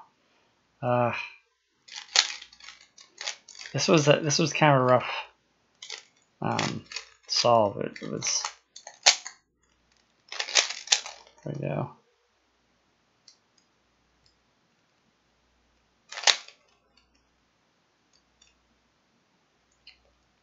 Where is that other? Okay.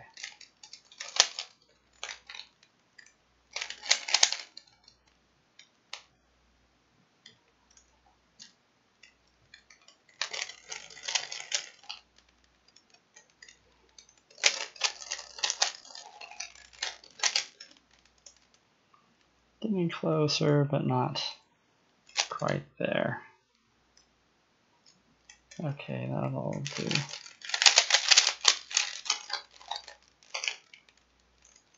So,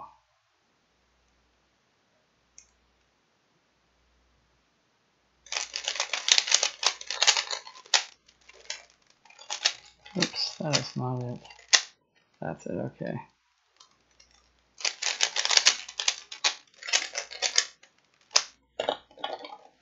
There we go.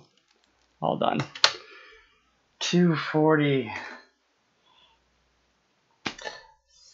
Anyway, so let's see who we're gonna raid for tonight. Who is live? Oh, Russell Stewart is live, so, oh, nope. Russell is not on.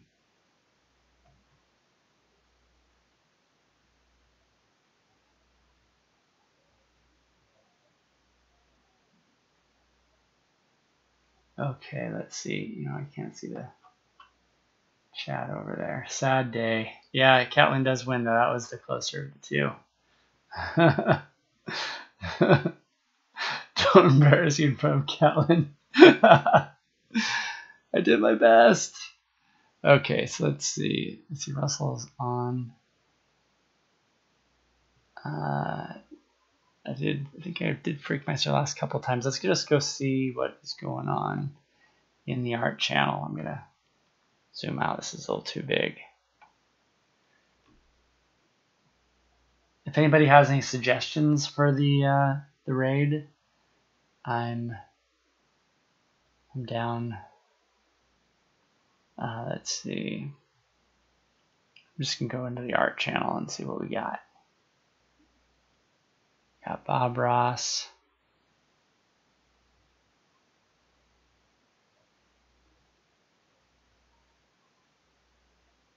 I'm gonna go with Freakmeister.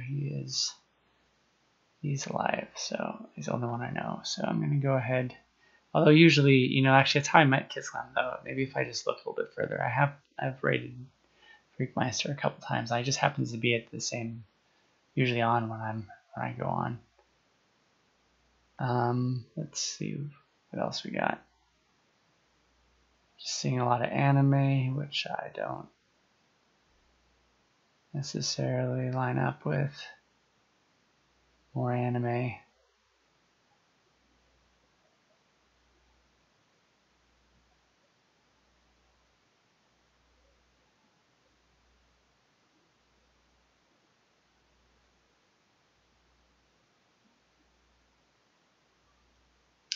This looks interesting, and it's a birthday stream, so let's give that a shot. And then link. So I'm going to go into my dashboard to raid. And, oh, we need a call sign up, so I'm going to go ahead and do that. You're going to want, usually it's 3 of these, followed by Subcreation, raid, creation, 3 more of those.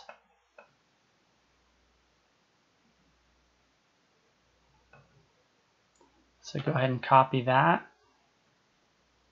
I'm gonna do I'm gonna go with my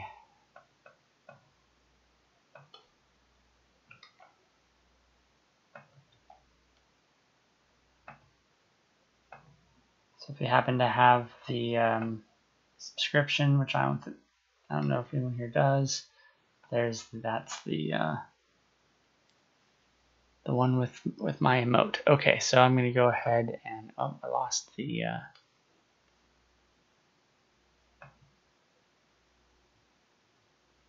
and then link.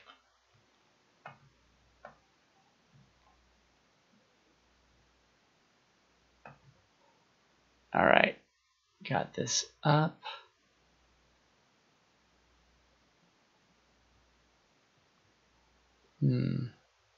There we go. Ready to raid. All right, so thanks for hanging around for the end of the stream and for raiding with me. Had a great time. It was really fun getting to explore GAN art with everybody. Thanks for jumping in and doing it. And I'll see you guys hopefully on Wednesday. We'll see if we do this or try something else. Thanks to Joel who dropped in, the creator of GAN Breeder. I don't know if you're still with us, but it was really great getting to chat with you. I look forward to reading up on the material you posted that you shared. And I really look forward to doing some more with GAN Breeder. Looking forward to seeing what you guys make with GAN Breeder too. So I'll see you guys later on, and good night.